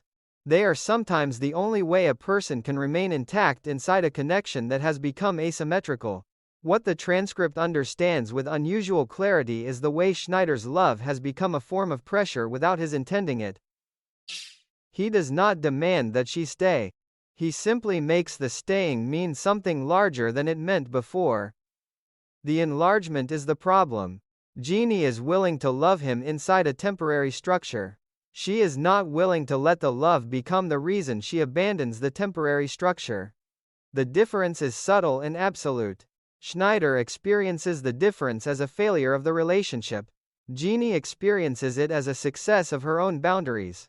Both experiences are true. They cannot occupy the same future. The conversation about change is the emotional center of the scene. Schneider insists that he has changed, that the 5 weeks have rewritten him. Jeannie insists that neither of them was supposed to change for the other, that the original agreement protected them from exactly this rewriting. The disagreement is not about facts. It is about the meaning of the facts. Schneider has experienced the relationship as a rescue from a loneliness he had begun to accept as permanent. Jeannie has experienced it as a genuine time-limited gift that does not require her to reorganize her life around its continuation. The two experiences were able to coexist only as long as the question of permanence remained unasked. Once the question is asked, coexistence becomes impossible. I keep returning to the particular quality of Schneider's isolation in the moment after her refusal. The building is full of people who care about him. Anne and Barbara have watched the entire arc with complicated attention. Yet none of them can give him the thing he has just discovered he wants. The discovery itself has made him lonelier than he was before Jeannie arrived. The previous loneliness was habitual and therefore almost comfortable. The new loneliness includes the knowledge of what it feels like to be without her after having been with her. That knowledge is a form of damage that the open arrangement was supposed to prevent. The arrangement failed because one of the people inside it stopped being able to treat the connection as provisional. The cultural context makes the scene even more layered. The early 1980s still carried the language of self-actualization and personal freedom as high values, particularly for women who had watched earlier generations organize their lives around male need. Jeannie's refusal sits inside that language with real integrity. She is not punishing Schneider. She is refusing to abandon a version of herself that requires mobility and choice. Schneider's proposal sits inside an older language in which serious feeling naturally seeks permanence and protection. Neither language is adequate to the actual complexity of what has happened between them. The inadequacy is what makes the conversation feel so raw. What moves me most is the absence of villainy. Schneider is not trying to trap her. Jeannie is not trying to wound him. They have simply reached the limit of the structure they agreed to inhabit, and the limit has arrived earlier than either of them expected. The 5 weeks have been real. The love has been real. The incompatibility of their needs around permanence is also real. The transcript allows all three realities to exist in the same frame without forcing a resolution that would falsify any of them. The final exchange, "Let's go upstairs and get some dessert, why don't we stay down here?" that is not the answer either as pure emotional exhaustion given the shape of dialogue. There is no dramatic exit. There is only the recognition that the conversation has reached a place where further speaking cannot help. Schneider is left with the knowledge that he wants a future Jeannie cannot offer. Jeannie is left with the knowledge that her freedom, which once felt like a gift to both of them, has become the thing that makes the relationship impossible to continue on his terms. The knowledge is the end of the experiment. I carry this scene with me the way I carry other moments when people I cared about discovered that love was not sufficient to resolve a structural difference in what they needed from time. The discovery does not make the love smaller, it only makes the future smaller. Schneider has spent years performing a version of desire that never had to confront this particular limit. Jeannie has forced the confrontation simply by remaining consistent with the terms they both originally accepted. The consistency is its own form of honesty. It is also the reason the almost proposal cannot become an actual one. The no-strings arrangement ends not because either person stops caring but because one of them has discovered that the strings were already there, invisible, growing denser with every day of ordinary presence. Schneider names the strings. Jeannie refuses to let them become a permanent structure. Between the naming and the refusal, the relationship as they have known it finishes its work. What remains is the residue of 5 weeks that were real. A man who is no longer able to pretend that freedom is his highest value, and a woman who is still able to treat freedom as non-negotiable. The residue is not nothing, it is simply not enough to build a shared future on. In the particular emotional climate of this series, that recognition is as close to tragedy as the comedy is willing to reach. The blouse costs $30 and leaves the store inside a handbag without the formality of payment. That is the first fact the transcript requires me to sit with, and it is a fact that still rearranges the moral air of any room where I remember it. Catherine Romano does not run, she does not look furtive in the way the security apparatus expects. She simply moves through the fluorescent logic of the department store until the blouse is no longer on the rack and is no longer, strictly speaking, the store's property. The act is quiet, the consequences will not be. I have known this particular quiet. There was a period in my own extended family when objects began to appear without provenance, small appliances, pieces of jewelry, a radio that had never been discussed. The appearances were never announced. They were simply absorbed into the domestic landscape until someone finally asked the question that had been postponed for years. Catherine's blouse is that question given fabric and a price tag.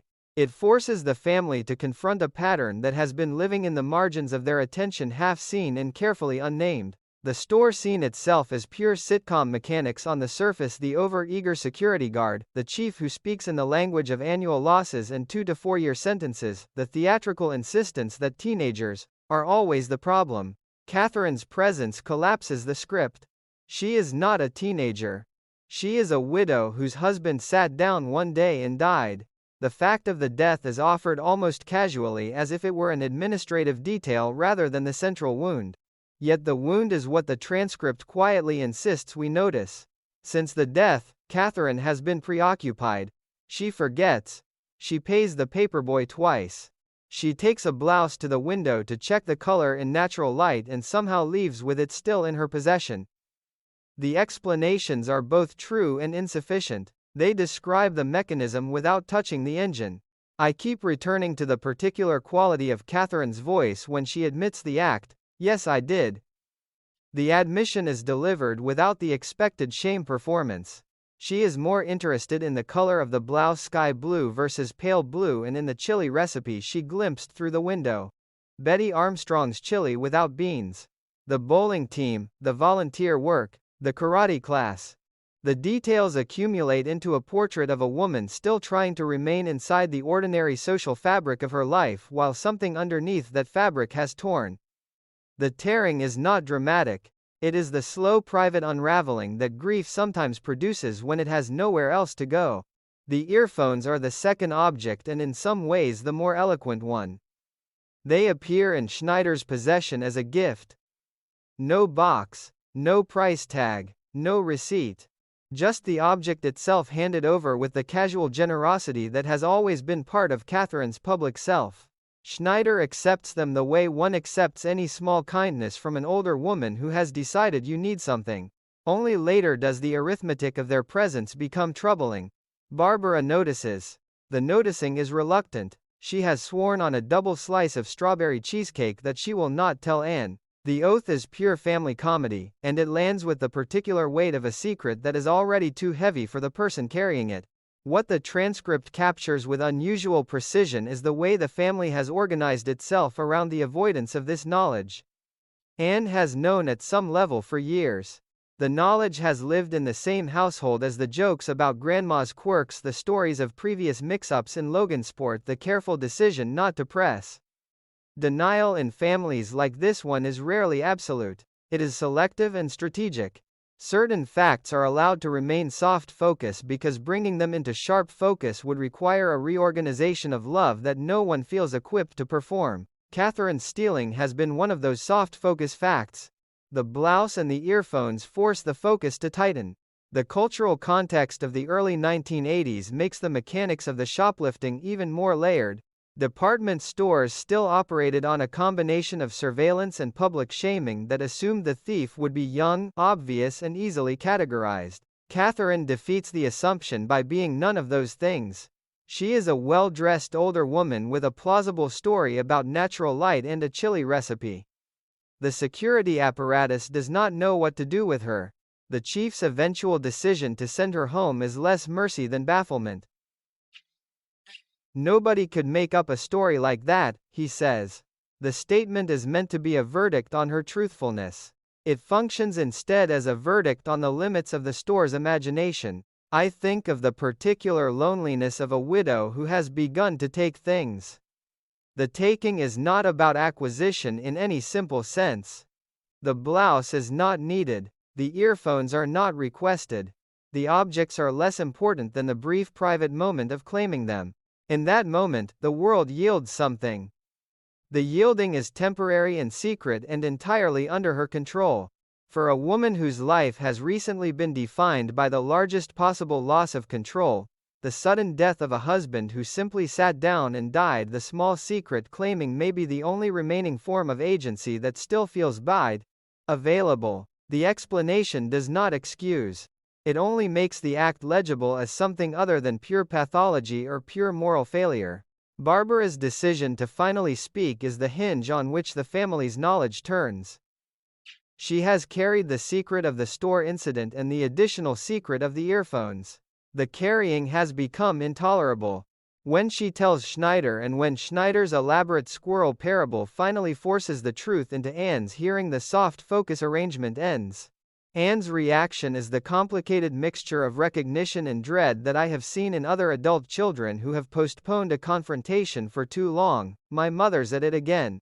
The sentence contains years of previous incidents, previous decisions to look away, previous hopes that the pattern had burned itself out. The hope has always been a form of love. It has also been a form of participation in the silence that allowed the pattern to continue. The transcript does not give us Catherine's interiority in any direct way, so I supply it from the interiors I have known. There is the moment of reaching for the blouse. There is the brief, almost physical relief of its weight in the handbag. There is the later, slower return of the knowledge that the relief was purchased at the cost of a secret that will have to be managed. The management is exhausting. It requires the constant low-level attention of a person who is both performing ordinary life and monitoring the performance for cracks. Catherine has been performing and monitoring for a long time. The performance is beginning to fail in public. What moves me most is the absence of simple villainy or simple victimhood. Catherine is not a calculating thief. She is a woman whose grief has found a strange, destructive form of expression. The family is not a collection of enablers in any cartoon sense. They are people who have loved her through the years of ordinary maternal care and who are only now being forced to confront the fact that love has included a carefully maintained blindness. The blindness was not cruelty. It was the best strategy available for keeping the larger relationship intact. Strategies have limits. The blouse and the earphones mark the limit. The earphones in particular carry a quiet pathos. They are a gift given to Schneider, a man who has always been willing to receive small kindnesses from the older women in the building. The gift is genuine in its intention. Catherine wanted him to have something nice.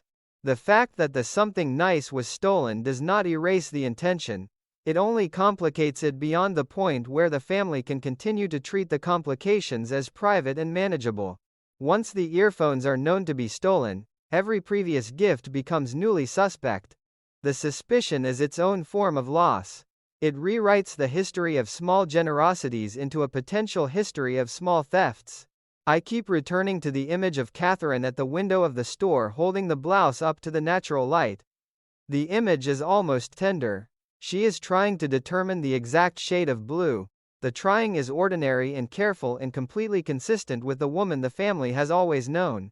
The fact that the careful ordinary act ends with the blouse in her handbag is the part that refuses to resolve into a single meaning. Grief does not always produce dramatic breakdowns. Sometimes it produces this a series of small secret claimings that allow the grieving person to feel briefly that the world can still be made to yield something on her terms. The family's eventual confrontation will require a different kind of yielding. It will require Catherine to admit the pattern in language clear enough to make help possible. It will require Anne to set down the protective silence she has maintained for years. It will require Barbara to live with the knowledge that her oath of secrecy was always temporary. None of these yieldings will be simple. The transcript in this section only prepares the ground for them. It shows us the mechanics of the stealing, the quiet removal, the plausible story, the gift that carries no receipt, and then leaves us inside the moral weather those mechanics produce. I carry the blouse and the earphones with me the way I carry other objects that once forced a family to stop looking away. The weight of them, the way they refuse to remain merely comic, the way they insist that grief, when it has nowhere else to go, will sometimes take the form of a secret claim on the ordinary world. Catherine has been making that claim for longer than anyone wanted to admit. The admission is now unavoidable. What remains is the harder work of deciding what love looks like once the soft focus arrangement has ended and the pattern is finally fully in the light. The confrontation does not begin with raised voices or dramatic accusations. It begins with the careful, almost procedural attempt to return a pair of earphones that should never have left the store. Anne and Catherine stand in the department store light, performing a pantomime of ordinary commerce, while the actual transaction, the admission of theft, the request for help, the reorganization of a family's knowledge, waits just outside the frame. The transcript forces me to sit inside that pantomime longer than is comfortable, and the discomfort is the point. Honesty in families like this one rarely arrives as a clean break. It arrives as a series of small reluctant movements toward a truth that has been living in the house for years. I know the particular weather of this kind of confrontation. There was a season when my own family finally spoke the name of a pattern that had been rearranging objects and silences for longer than anyone wanted to count. The speaking did not produce immediate relief. It produced a new, denser form of attention in which every previous kindness became newly complicated and every previous silence became newly legible as participation. Anne is stepping into that denser attention now. She has known, at some level, for a long time. The knowing has been soft focus, strategic, protective. The earphones and the blouse have made the soft focus impossible to maintain. Catherine's first response is pure deflection given the shape of memory. She forgot to pay. The store was crowded. She was late for an appointment. Silly me. The language is the language of ordinary aging and ordinary distraction, and it is not entirely false. The falsehood lives in the insistence that the forgetting is the whole story. Anne does not accept the whole story version. She has the evidence of previous mix-ups in Logansport. She has Barbara's reluctant testimony. She has the earphones themselves still carrying the particular charge of an object that arrived without provenance. The confrontation is not a single conversation. It is the slow dismantling of a protective narrative that both women have been maintaining for different reasons. What the transcript captures with painful accuracy is the way shame moves through the exchange. Catherine's shame is not the theatrical kind that performs remorse for an audience. It is the quieter, more corrosive kind that has been living alongside the acts themselves. When she finally says, "You're right, I did," the admission is almost swallowed by the immediate attempt to reframe it as forgetting.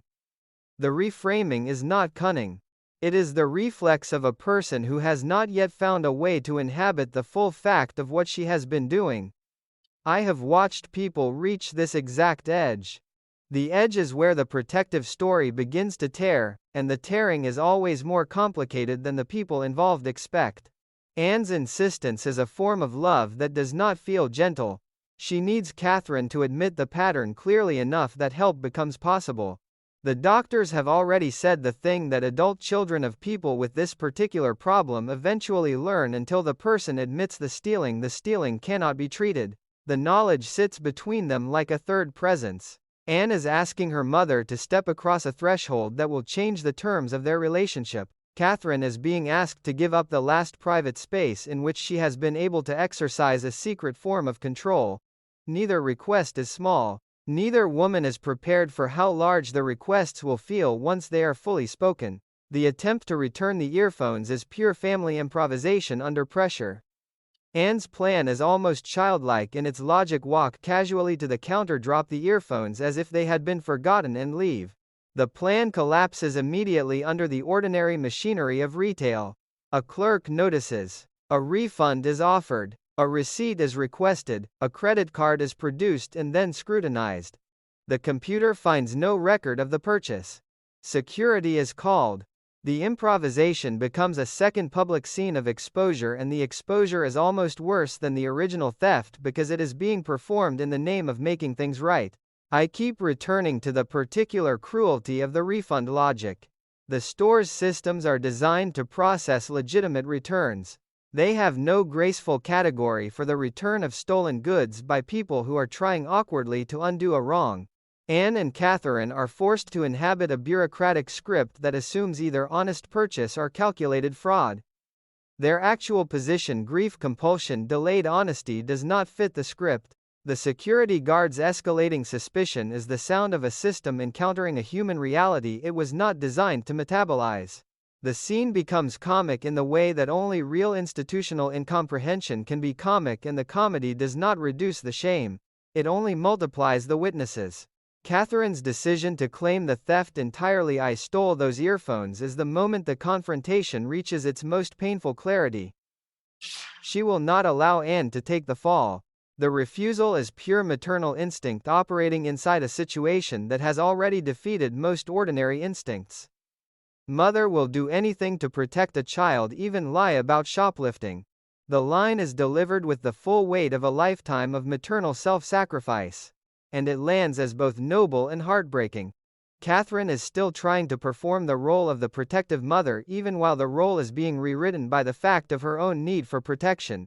Anne's response, "No, I'm a shoplifter, she's a shoplifter, I have no idea why I do it," is the first time the transcript allows the compulsion to be named without the softening frame of forgetting or distraction.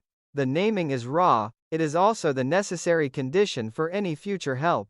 I have been present for versions of this naming. The air in the room changes. The protective stories that have been doing the work of love for years suddenly have no more work they can do. What remains is the unadorned fact of a person who has been taking things she does not need, and a family that must now decide how to love her in the presence of that fact rather than in its strategic absence. The larger cultural context of the early 1980s makes the family's reluctance newly legible. Mental health language around compulsion and grief-related behavior was still limited in ordinary households. Kleptomania existed as a term, but it carried a clinical distance that many families found difficult to apply to someone they loved. It was easier to speak of stress, of forgetting, of the difficult adjustment after a husband's death. The easier language was not merely denial. It was an attempt to keep Catherine inside the category of ordinary maternal eccentricity rather than move her into the category of someone who required intervention. The move feels to the people making it like a form of betrayal even when it is the only remaining form of care. What the transcript understands with unusual tenderness is the way both women are being asked to give up a version of themselves that has been load-bearing. Anne is being asked to give up the role of the daughter who protects her mother's dignity by not seeing too clearly. Catherine is being asked to give up the last private mechanism by which she has been managing an unmanageable loss. The giving up is not symmetrical.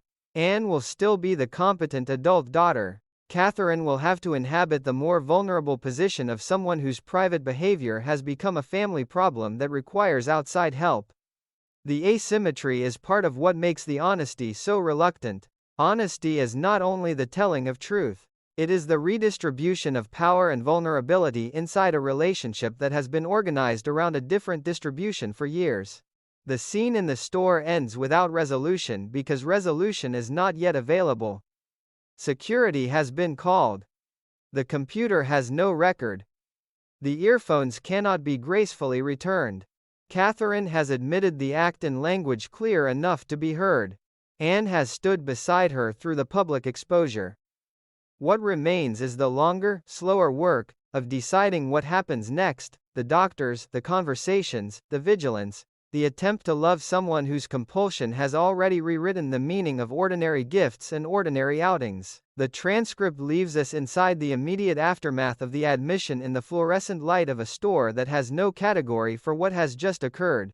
I carry this confrontation with me the way I carry other moments when a family I knew finally stopped participating in a silence that had become its own form of harm.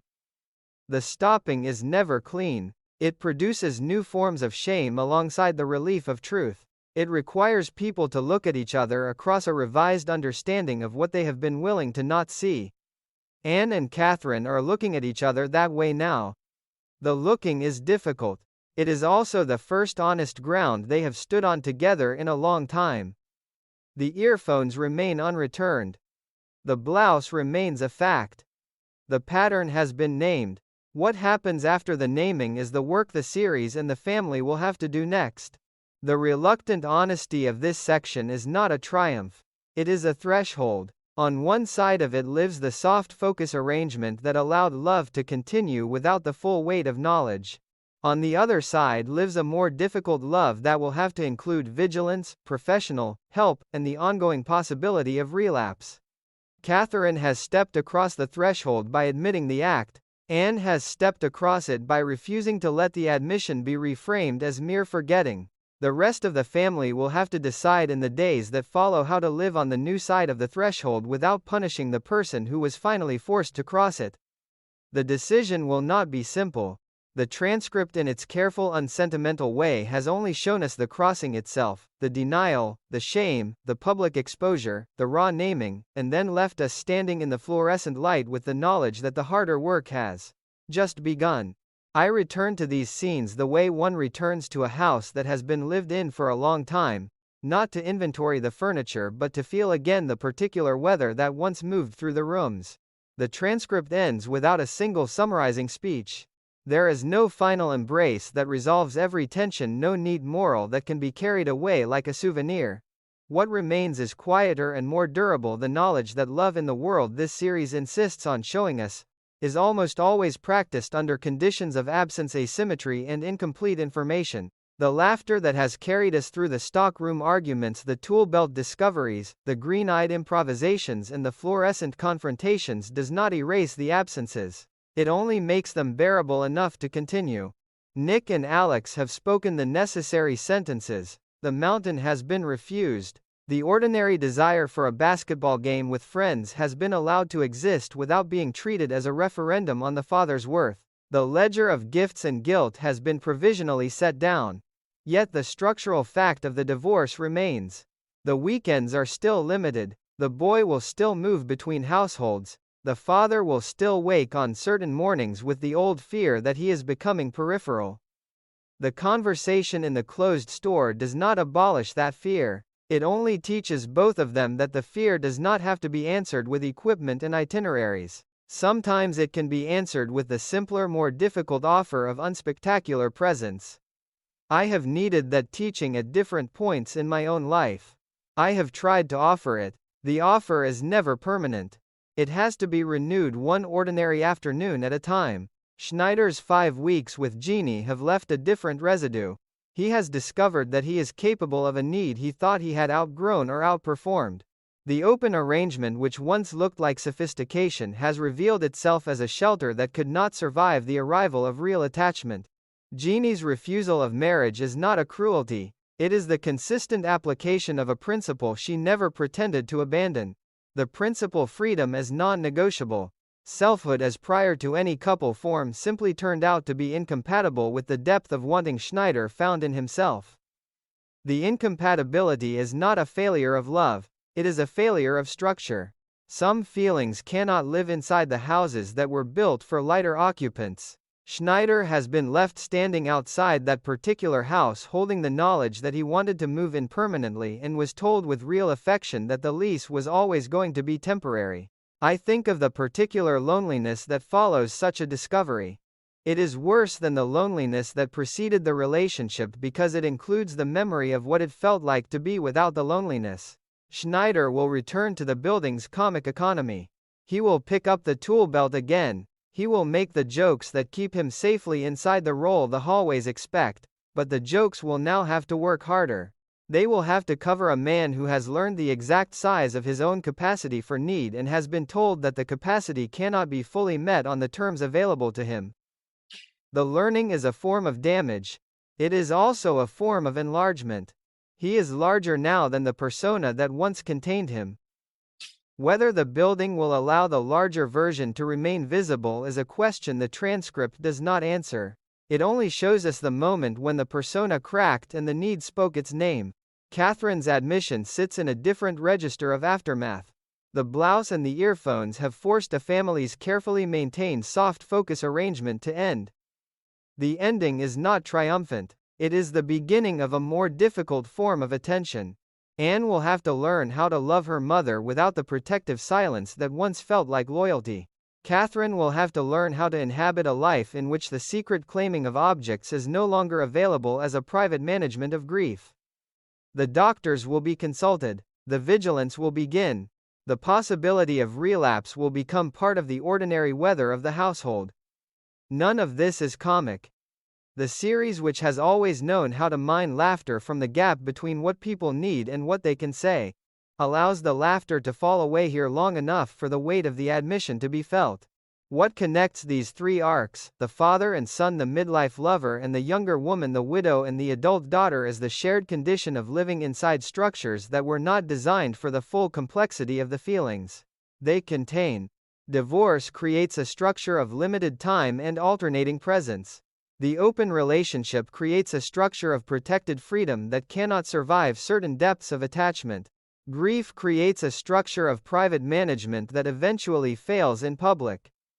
In each case, the people involved are forced to discover the limits of the structure while they are still inside it. The discovery is rarely graceful. It is usually accompanied by the exact mixture of comedy, defensiveness, sudden honesty, and residual shame that this transcript records with such fidelity. The title of the series has always carried more weight than its cheerful surface suggested. One day at a time is not an inspirational slogan. It is a practical admission that the larger temporal structures, the permanent marriage, the unbroken childhood, the grief that resolves on schedule, the love that finds a permanent and mutual form are often unavailable. What is available is the next ordinary day, the next difficult conversation, the next decision to stay present inside an imperfect arrangement rather than abandon it for a fantasy of completeness. Nick and Alex practice that discipline when they choose the unspectacular conversation over the equipped weekend. Schneider is forced into it when the fantasy of a permanent future with Jeannie collapses. Anne and Catherine begin it when they stop participating in the silence that once organized their life together. The discipline does not produce happiness on demand. It produces the possibility of continuing. I have lived long enough with this series to know that the continuation is the real subject. The show never pretended that the characters would arrive at a final stable configuration of love and safety. It only insisted that they keep showing up for the next incomplete day. The insistence feels even now like a form of respect for the actual texture of ordinary American life in the years the series recorded. People divorced and then had to invent fatherhood inside the wreckage. People reached midlife and discovered that the scripts of free desire did not protect them from need. People lost spouses and found that grief could take strange, destructive forms that the surrounding family would rather not name. The series looked at those realities without flinching and without abandoning the possibility of laughter. The laughter was never a denial of the realities. It was the sound of people remaining human inside them. What remains after the laughter then is not a moral. It is a set of practices. The practice of speaking the ordinary desire even when it risks wounding the person who has tried to love you through spectacle. The practice of admitting that the freedom you claimed was a shelter rather than a philosophy. The practice of naming the pattern of harm even when the naming reorganizes the entire emotional economy of a family. These practices do not guarantee repair. They only make repair possible. The transcript shows us the moments when the practices become unavoidable. It does not show us the long, unglamorous work that follows. That work belongs to the days after the episode ends, the days that the title of the series quietly asks us to inhabit one at a time.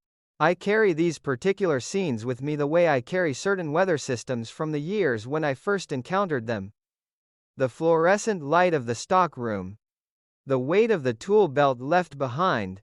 The sound of a man inventing bird calls so that he can stay on the telephone with the woman he has just realized he cannot casually lose. The particular shame of a widow admitting under fluorescent retail light that she has been taking things she did not need. The images do not resolve into a single meaning. They only continue to rearrange the air in the rooms where I remember them.